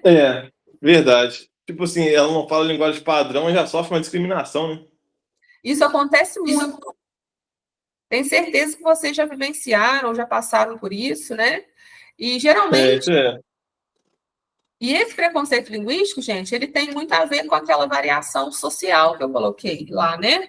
Dessa aqui que a gente vê, que as pessoas das classes menos favorecidas sofrem muito preconceito linguístico, porque a língua delas, a linguagem deles, não é aceito, é vista como errada, como feia, como língua de pobre, né? É como se a gente tivesse... Qual é, mano? Essa gíria, né, pessoal? Que não é formal, é verdade. Dependendo do lugar, que você falou, a situação da roupa, eu acho que também que é questão de bom senso, né? Você, pô, já tá na igreja, não vai de chinelo de história, né? De respeito ao seu. Então, se a gente pensar no estilo da situação, a gente pensa no estilo da nossa linguagem. Uma coisa que meio que está atrelada à outra, né? É claro que hoje em dia a gente pode ver que tem assim, certas nuances, né? Igual eu comentei, você pode ter um palestrante super informal lá, que vai usar gírias e tal, mas não é comum, né? Porque palestra é um gênero textual formal. Ele vai, né, geralmente estar com uma roupinha mais formal, ele vai preparar esse texto, ninguém vai chegar lá com roupa de banho, de chinelo, né? Mas pode ser que alguém vá, pode, mas se a gente pensar no padrão da situação, né? E aí, então, gente, só para fechar, o preconceito linguístico, ele é esse conceito, né, de você desmerecer alguém pela forma como essa pessoa fala ou como ele escreve. É algo que tem que ser combatido na escola, na nossa vida, né? E pode ser que o Enem coloque alguma questão, não te perguntando o que é, mas te colocando... trazendo um texto que vai estar ali presente naquele texto, esse conceito. E aí é interessante você pensar que ele não vai querer nenhuma resposta que defenda o preconceito linguístico, concorda? Ele está querendo que você reflita sobre o quanto o preconceito linguístico não é uma coisa legal, né? Tudo bem? O quanto isso está presente, né, professor, na sociedade hoje em dia, né? Presente. Demais, muito presente. Igual você falou, isso está presente em casa, nas escolas, no hospital, no tribunal, em tudo que é lugar onde você vai, do jeito como você veste, do jeito como você fala. Eu acho que a pessoa, igual eu falei, eu acho que a pessoa tem que ter bom senso também, né? Se ela vai para um lugar específico, tem que ser uma roupa específica, o jeito de falar também. Ou não, né? Mas aí, ela não tendo essa noção, né, de bom senso, ela vai acabar sofrendo esse preconceito que a gente está falando aí, entendeu? Mesmo ela sendo formal ou informal. Igual você vai num lugar de rap, você vai, igual você falou do MC, você vai de terno, fala bonitinho, você vai sofrer preconceito dos caras. E vice-versa também, se você for num lugar mais cru, entendeu? Coisa. Sim, sim. É complexo a coisa, né? Não é fácil, não. Demais da conta? Mas olha só para a gente fechar, então, com uma questãozinha de variação linguística, como que vai aparecer esse conteúdo, Pilar? Uma possibilidade é essa aqui, ó. Olha esse texto, do ano passado. De quem é esta língua? Uma pequena editora brasileira, a Urutau, acaba de lançar em Lisboa uma antologia antirracista de poetas estrangeiros em Portugal, com o título Volta para a Tua Terra. O livro denuncia as diversas formas de racismo a que os imigrantes estão sujeitos. Alguns dos poetas brasileiros antologiados queixam-se do desdém com que um grande número de portugueses acolhe o português brasileiro. É uma queixa frequente. Aqui em Portugal, eles dizem que o nosso português é errado, que nós não falamos português, escreve a poetisa paulista Maria Júlia Pinheiro. Para concluir, se a sua linguagem, a lusitana, no caso aqui, né, lusitana qual? A portuguesa, ainda conserva a palavra da opressão, ela não é a mais bonita do mundo. Ela é uma das mais violentas. O texto de Água Lusa tematiza o preconceito em relação ao português brasileiro. Olha aí, gente, o preconceito linguístico aparecendo, né, na prova. Com base no trecho citado pelo autor, infere-se que esse preconceito se deve ao quê? Qual que é o motivo desse preconceito? Aí olha a letra C, que é a resposta correta. A existência de uma língua ideal que alguns falantes lusitanos, lá de Portugal, creem ser a falada em Portugal. Então, aqui a pergunta é sobre o motivo do preconceito. Concordam? O motivo é esse. Eles acham que existe uma língua ideal. Mas isso não existe, nunca vai existir. Graças a Deus, tomara que nunca exista. Porque a língua ideal, ela só está no livro de gramática. Ninguém fala igual a gramática. Então tem que ir, e que bom que não fala, porque é um monte de regra que reflete a forma que a gente de verdade se comunica na vida, não. Então ela vai servir para estar presente nos gêneros onde ela tem que estar. Mas a linguagem, a língua, ela é muito maior que isso, não é verdade? E aí, gente, Verdade. né? Pessoal, eu acho que não tem livro, não tem aonde está escrito, não. Acho que o problema é o ser humano mesmo, né? Complicado, né? Mas olha só, deu para vocês entenderem um pouquinho, né, de como que pode aparecer a variação linguística? Pode aparecer Com certeza. em algum gênero diferente. Eu acho que a minha voz está bem voltando aí, Matheus, dá uma olhadinha. Tá repetindo 2 vezes, legal. Só um pouco, peraí. Igual, professor, eu acho, em resumo, eu acho que para cada ambiente o preconceito, tipo, ele não é presente 100% no seu dia a dia. Eu acho que é o lugar para onde você vai e como você fala, isso de maneira geral. Eu acho que é isso, assim. É uma Verdade, coisa preconceito está em todo caráter lugar. social ali, né? Quando, assim, tem o cunho social. A gente vê na nossa vida pessoas tratadas de formas diferentes. Se elas têm dinheiro, elas são tratadas de uma forma, se elas não têm, é de outra. Se é branca, é de um jeito, se é preta, é de Ah, isso aí você pode ter certeza. outro.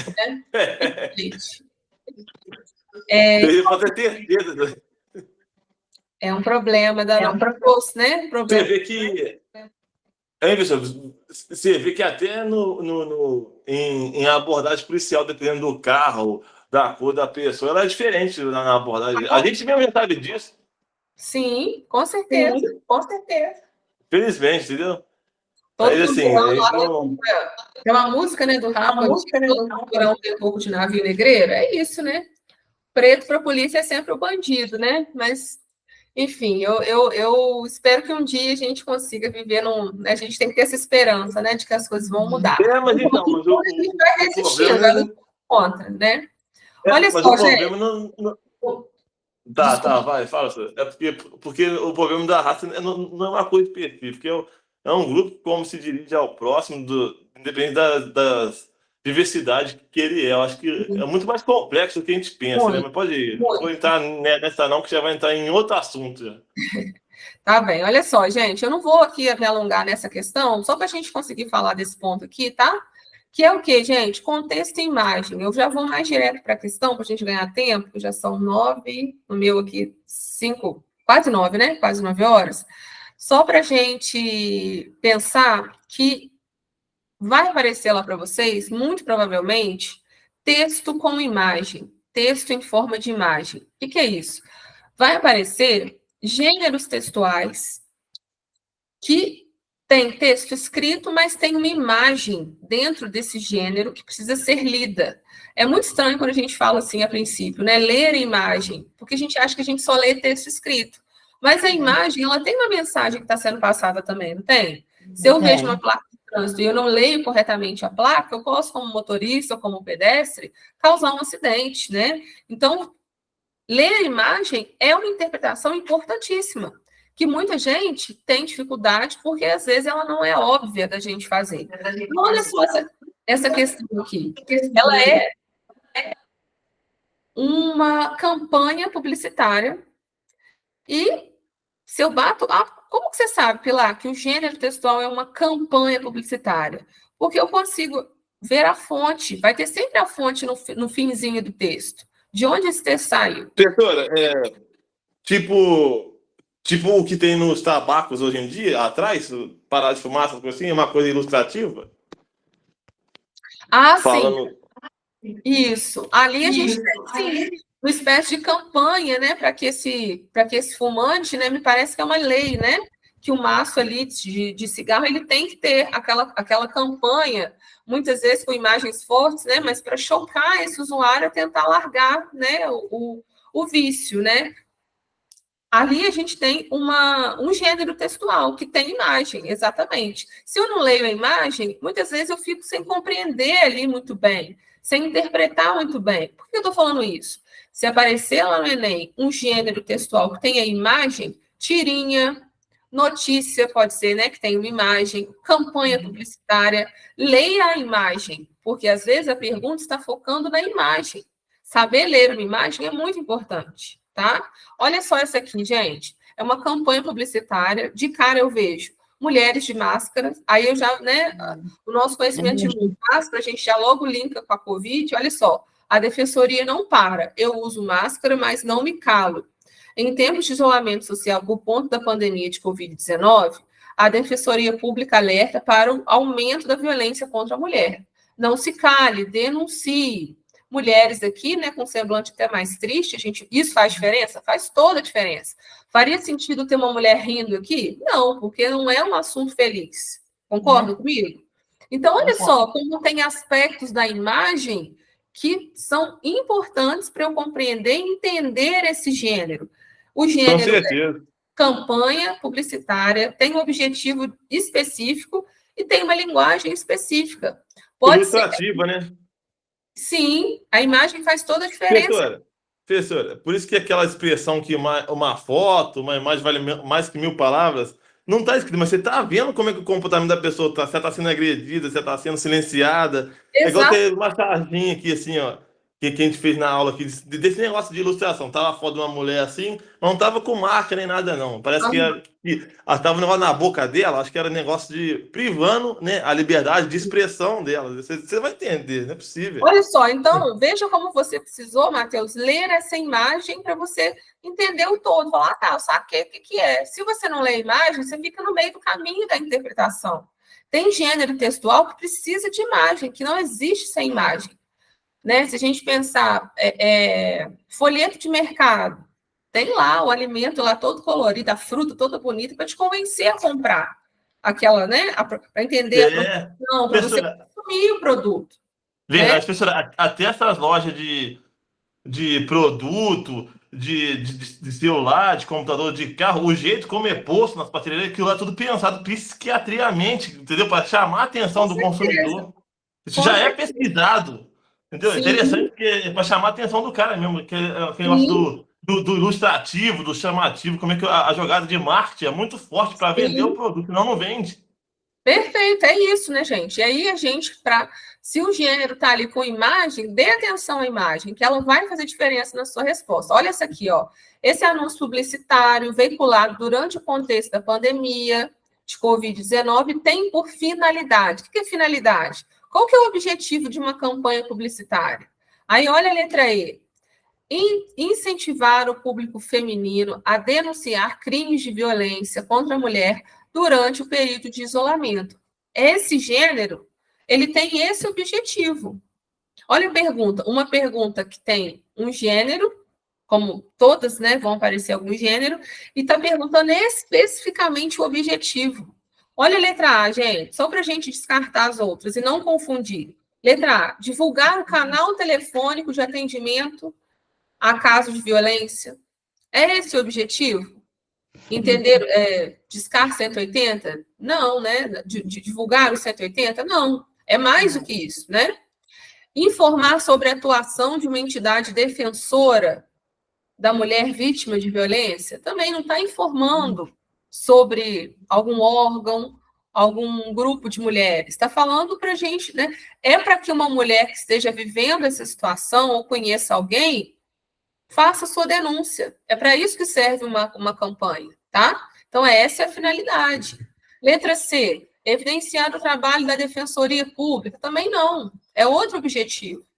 Letra D, alertar a sociedade sobre o aumento. É alertar também, mas se a gente pensar, uma campanha é feita para quê? Para alguma coisa mudar. Para a pessoa que está vendo a campanha, reflita e faça alguma coisa, né? Então, a letra E é a correta. Tudo bem? Incentivar, assim. Tudo bem, senhora. E aí, gente? Aí tá, professora, essa que você mostrou da imagem foi sobre a violência da mulher na pandemia, Miguel? Essa aqui? Por causa das máscaras? Isso, era uma campanha... aumentou, né? Faz sentido. Isso, porque na pandemia, né, algumas pesquisas e tal, foi um dado mesmo que houve, que na Não, pandemia piorou, né? Nossa senhora, piorou muito piorou a mais. situação.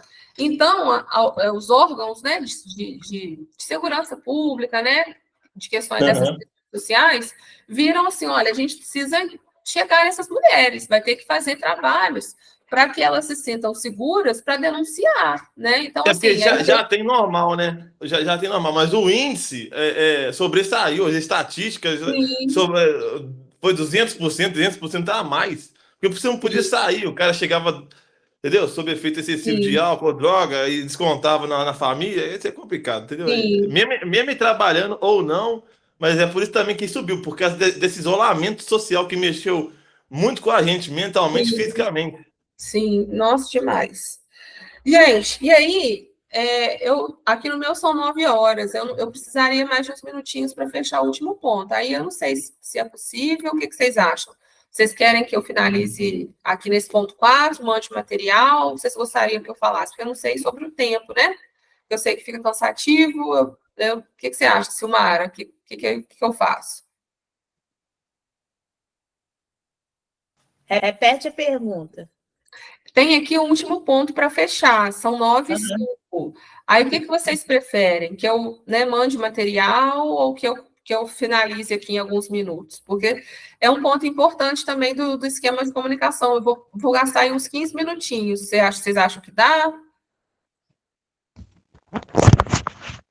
Para explicar, seria bom, né, professor? Por mim, pode. 15 minutinhos é pouco, né? Porque assim, é um conteúdo um pouquinho. Mas eu vou tentar aqui, qualquer coisa. Gente, só falar uma coisinha. O professor de história acabou de me mandar mensagem. Ele foi escalado lá na escola que ele dá aula. Ele não vai conseguir dar aula amanhã, infelizmente. Poxa Tá? vida. Então, Não vai ter aula, não? amanhã não vai ter, não, felizmente. Não. Até é bom, porque amanhã não ia dar para mim ir, porque eu vou arrancar um dente de manhã, não vou ter que comer à noite. Aí, Tá. Aí vocês estudem, gente. é, Olha mas o É. professor. Estudar na Então, forma. ô, É um gente, só assunto para a gente polêmico, fechar né? aqui, eu não tomar então muito tempo de vocês, vou tentar fixar aqui nos 15 minutos, tá? Se eu tá. estiver falando muito rápido, vocês me avisem aí. Um outro conteúdo, gente, que é o ponto 5, que cai muito lá no Enem, é funções da linguagem. O que é isso? Teve um cara, vou tentar falar de uma forma mais resumida, chegando aqui nessa imagem. Um cara, um estudioso, né, um linguista, ele quis entender o que está presente quando a gente está interagindo, falando ou escrevendo com alguém. Quando a comunicação está acontecendo, o que está atuando ali? Se a gente parar para pensar, né? O povo da área do jornalismo também estuda isso. E aí, essa forma de entender, né, esse esquema que ele criou, falando, quando alguém se comunica com uma outra pessoa, tá acontecendo isso, isso, isso, isso. Esse esquema, que hoje para a gente é tão básico, mudou muito o pensamento do que era a linguagem. Porque antes desse pensamento, os outros estudiosos, né, dessa área pensavam que a linguagem não era um instrumento de comunicação, por mais estranho que pareça. E aí, ele chama até Jacobson, um nome diferente, né? Ele disse, olha, quando duas pessoas conversam, vai haver esses elementos aqui. E aí, quando a gente vai pensar nas funções da linguagem, para que a linguagem serve? Para emocionar, para ordenar, para refletir, né? Se a gente pensar para que serve a comunicação, algum elemento aqui vai ser focalizado em uma situação específica. Só que antes de eu chegar nesse ponto, eu preciso falar desse esqueminha aqui, que ele criou dizendo exatamente isso. Quando há uma comunicação, alguém falando ou escrevendo com alguém, a gente tem um emissor. O que é o emissor? É quem vai falar essa mensagem, emitir essa mensagem. Vou dar um exemplo da nossa aula de agora. Nesse momento aqui, eu sou a emissora. Eu estou aqui dando uma aula expositiva para alunos, para o Enem, online, e eu sou professora dessa aula, certo? Eu sou a emissora. Eu, como emissora, estou passando uma mensagem para vocês. A mensagem é o quê? Exatamente isso que eu estou falando. Se fosse para a gente classificar, seria a minha frasezinha. O que eu estou verbalizando na aula, o que eu estou colocando aqui para vocês com as minhas palavras. Toda situação vai ter uma mensagem, né? e o receptor, que é quem vai estar recebendo essa mensagem. Nessa nossa comunicação aqui, os receptores são vocês, os alunos. Mas a gente não tem aqui um sistema que não seja fluido, que não tenha um vai e vem, porque a todo momento eu fico, gente, vocês entenderam? Ou vocês querem comentar? Eu falo, gente, me falem aí, tá claro, não tá? Então, você é receptor como aluno, mas você também é emissor quando você fala comigo. E eu também sou emissora, dando aula para você, mas sou receptora também. É um vai e vem. A linguagem, ela é muito dinâmica, então a gente tem que pensar nisso. Tudo bem até aqui? Tudo bem, E aí, Tudo bem, doutora, tudo bem. eu tenho. Hoje em dia as instituições já estão adotando isso mesmo, que todo mundo é um só, né? Né? Porque é o professor que é aluno tem sentido inferior, hierarquia, as coisas, O todo mundo tá professor no não mesmo é barco. só o emissor, né? Então a gente tem que aprender a trocar informações, dialogar, né? Então, olha só, além desses três, a gente vai ter o código. O código é o quê? É a língua que é falada. Nós aqui estamos falando na nossa língua, a língua portuguesa. Poderia ser outra língua, poderia ser Libras, caso nós fôssemos alunos surdos. É esse termo mesmo que a gente usa, tá, gente? Não é pejorativo, não. Caso a gente fosse alunos surdos, que usássemos Libras, que é uma outra língua, mas o nosso código aqui é a língua portuguesa, certo? A gente tem o canal, olha que interessante, que é como essa mensagem está chegando, tanto para vocês quanto para mim. Qual é o canal? Aqui a gente está nos nossos celulares, nos nossos computadores, né? A gente tem a questão do som, né? Que é que a gente o nosso código de linguagem falada é emitido através do som, dos meus gestos, né, da minha comunicação aqui com as mãos, o professor faz muito isso, né? Então, isso tudo, olha que interessante, tudo isso está acontecendo quando há uma situação de comunicação. Aqui eu estou dando o exemplo da aula, mas a gente pode estar falando de um texto que a gente está lendo, de você conversando Verdade, no ônibus, você conversando no WhatsApp, de toda a comunicação mesmo, tá? verdade, senhor. Na Isso. rua, por mensagem de texto. Os emóticos, né? Eles têm muito, Total. assim, eles têm muito uma mensagem direta ou uma mensagem subliminar também, né? Que Sim, sim. você tá entendendo? Uma coisa que não é aquilo, mas quer dizer uma outra coisa que você sabe o que significa, entendeu? Aham, também. E aí você tem o referente. Referente é o quê? O assunto daquela comunicação. Toda comunicação tem o seu assunto, toda situação de comunicação, né? Aqui o nosso assunto é o português do Enem, né? Os conteúdos que caem, né? Tem a questão também do ruído, que tem muito a ver com o canal, mas tem autor que nem considera o ruído, tá, gente? Não precisem ficar preocupados com o ruído, porque quase eu nunca vejo algo específico sobre isso. O que é interessante aqui? Você entender que para alguém se comunicar com outra pessoa, você tem isso tudo acontecendo, emissor, receptor, tudo isso. E aí, esse mesmo cara falou assim: olha, já que na linguagem, numa situação de comunicação, isso tudo acontece, você vai ter funções específicas para a linguagem. São essas 6 aqui. E aí, em cada função, o foco vai ser em alguma coisa. Por exemplo, vou até passar, gente, para esse aqui, ó, que eu acho que esse explica melhor. Tá vendo? A gente tem aqui três partes nessa imagem. Você tem funções, você tem a ênfase e você tem um exemplo. Eu gosto desse aqui porque traz um exemplo. Então, esse cara disse, olha, quando a ênfase... Vou partir sempre dessa coluninha do meio, tá? Quando a ênfase está no emissor, naquele que está falando, você tem uma função específica, que é a função emotiva, que é a função expressiva. Você pode encontrar isso aonde? Um artigo de opinião. Por quê? No artigo de opinião, o artigo de opinião, ele é um gênero textual em que o foco está no autor. Ele está dando o ponto de vista dele. Então, se eu volto nesse esqueminha aqui, o foco está no emissor. E aí eu tenho uma função de linguagem. A linguagem, nesse momento, serve para focalizar as emoções, aquilo que pensa, né, esse autor, tá? Tudo bem até aqui, gente? Tudo bem, professor. Vai ter uma função que ela é chamada de conativa ou apelativa. O foco vai estar onde? Quando o foco está no receptor. Vocês podem sempre lembrar das propagandas. Por quê? O foco não está em quem está falando, não está no emissor ou escrevendo, né? O foco está naquele que está recebendo essa mensagem, porque há ali um uso específico da linguagem para ele se sentir convencido a consumir aquele produto. Compre isso, compre 3, pague 2, não tem umas coisas assim? Lá no esqueminha, o foco está onde? No emissor, na gente que é Tem. né? Verdade, até o preço 99, que nunca arredonda para o preço, 98, 64, tudo número quebrado. Aí esses 1 centavo, 2 centavos de todo mundo, já o cara já lucra não sei quantos por cento em cima. Isso é jogada, rapaz. Agora, olha só, a função, quando a ênfase está na mensagem, qual que é a função ali? Quando a ênfase está na mensagem, naquilo que está sendo dito, você tem a função que eles chamam de poética.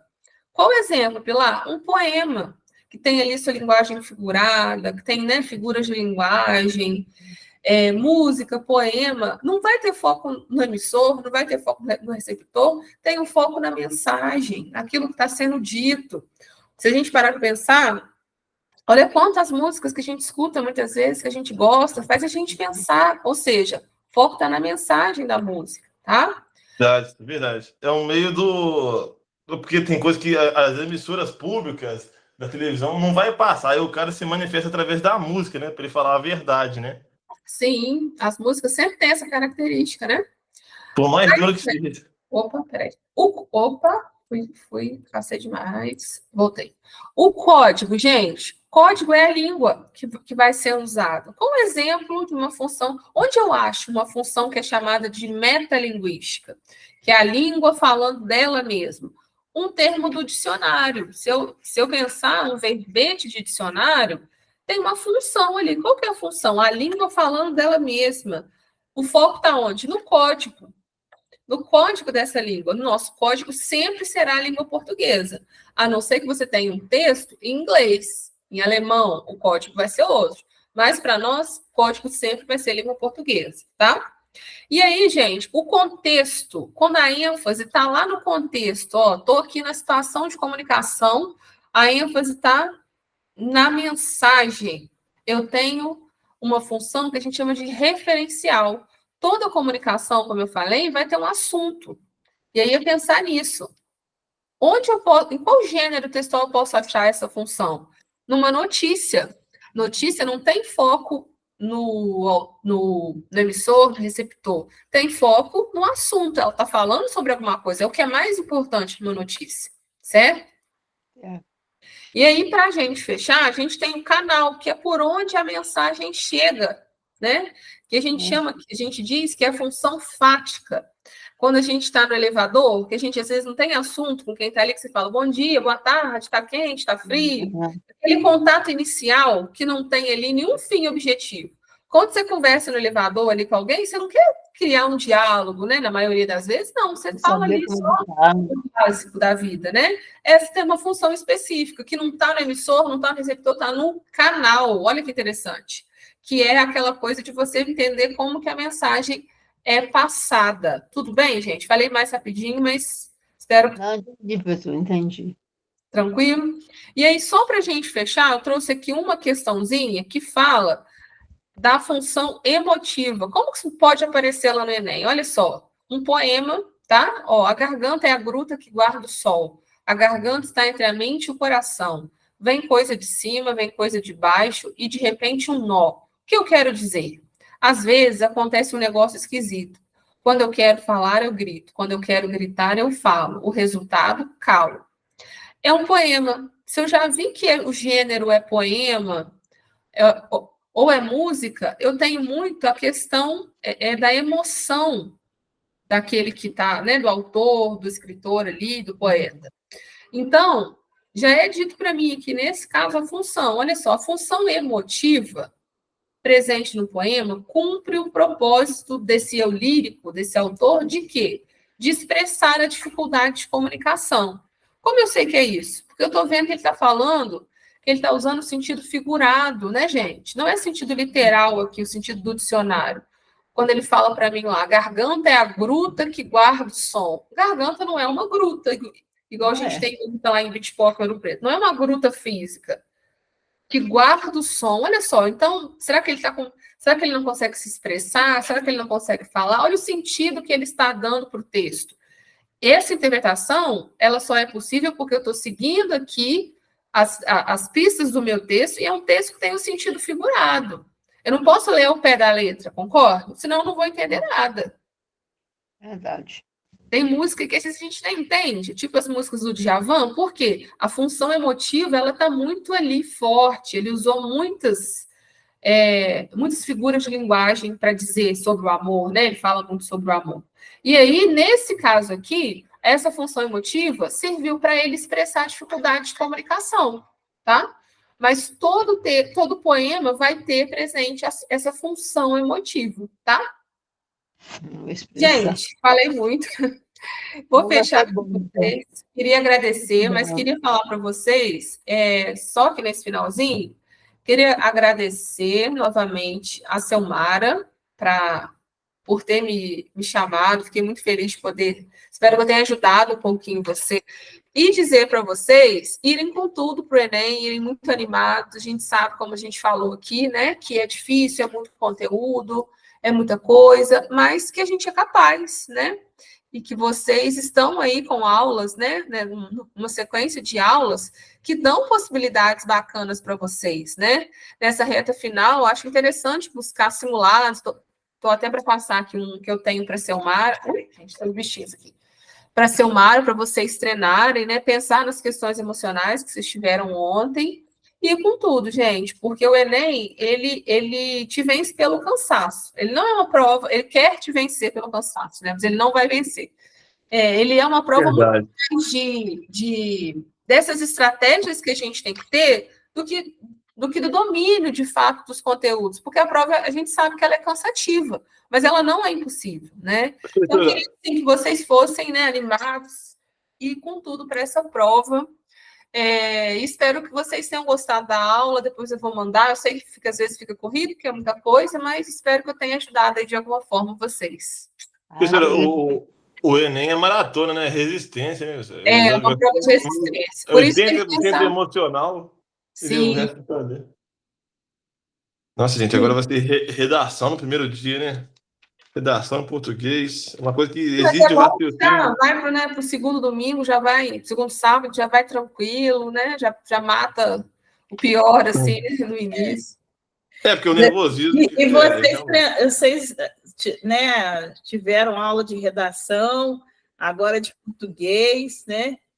Acho que pensar nisso aí formas aí de relembrar esse conteúdo aí. Uhum. Né?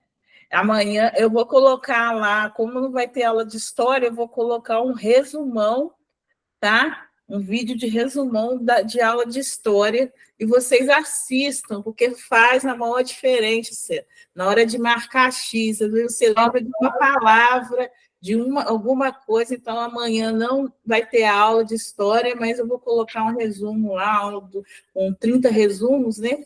E vocês assistam, porque vai ser importante, que vai ajudar vocês na hora da prova, tá? E vamos para cima, gente. Isso aí. Luísa Marinha, coragem. A coragem é ancestral aqui. Lindo, isso aí, gente. A coragem aqui é ancestral, né? Não é da agora, não. Foi corajosa, hein? A Luísa Marinha fez a revolta e organizou a revolta do Malês, hein? Fez aquela cidade sacudir. Isso aí, parabéns. É isso aí. Aqui a coragem, não pode faltar coragem. E Rafael tem que... A professora vai mandar, né, professora? Matheus. O Matheus, a professora vai mandar o material, vou passar para o Matheus. E Cíntia, depois você ensina lá, manda um áudio para o Matheus, ensinando a respiração lá. A técnica de respiração que a professora ensinou. Não, você está rindo, Matheus? É poderosa, meu filho. Eu sei que eu estou nervoso. Gente, vamos bater uma fotinha? Tão poderosa que eu quase dormi. Agradeço. Peraí, calma,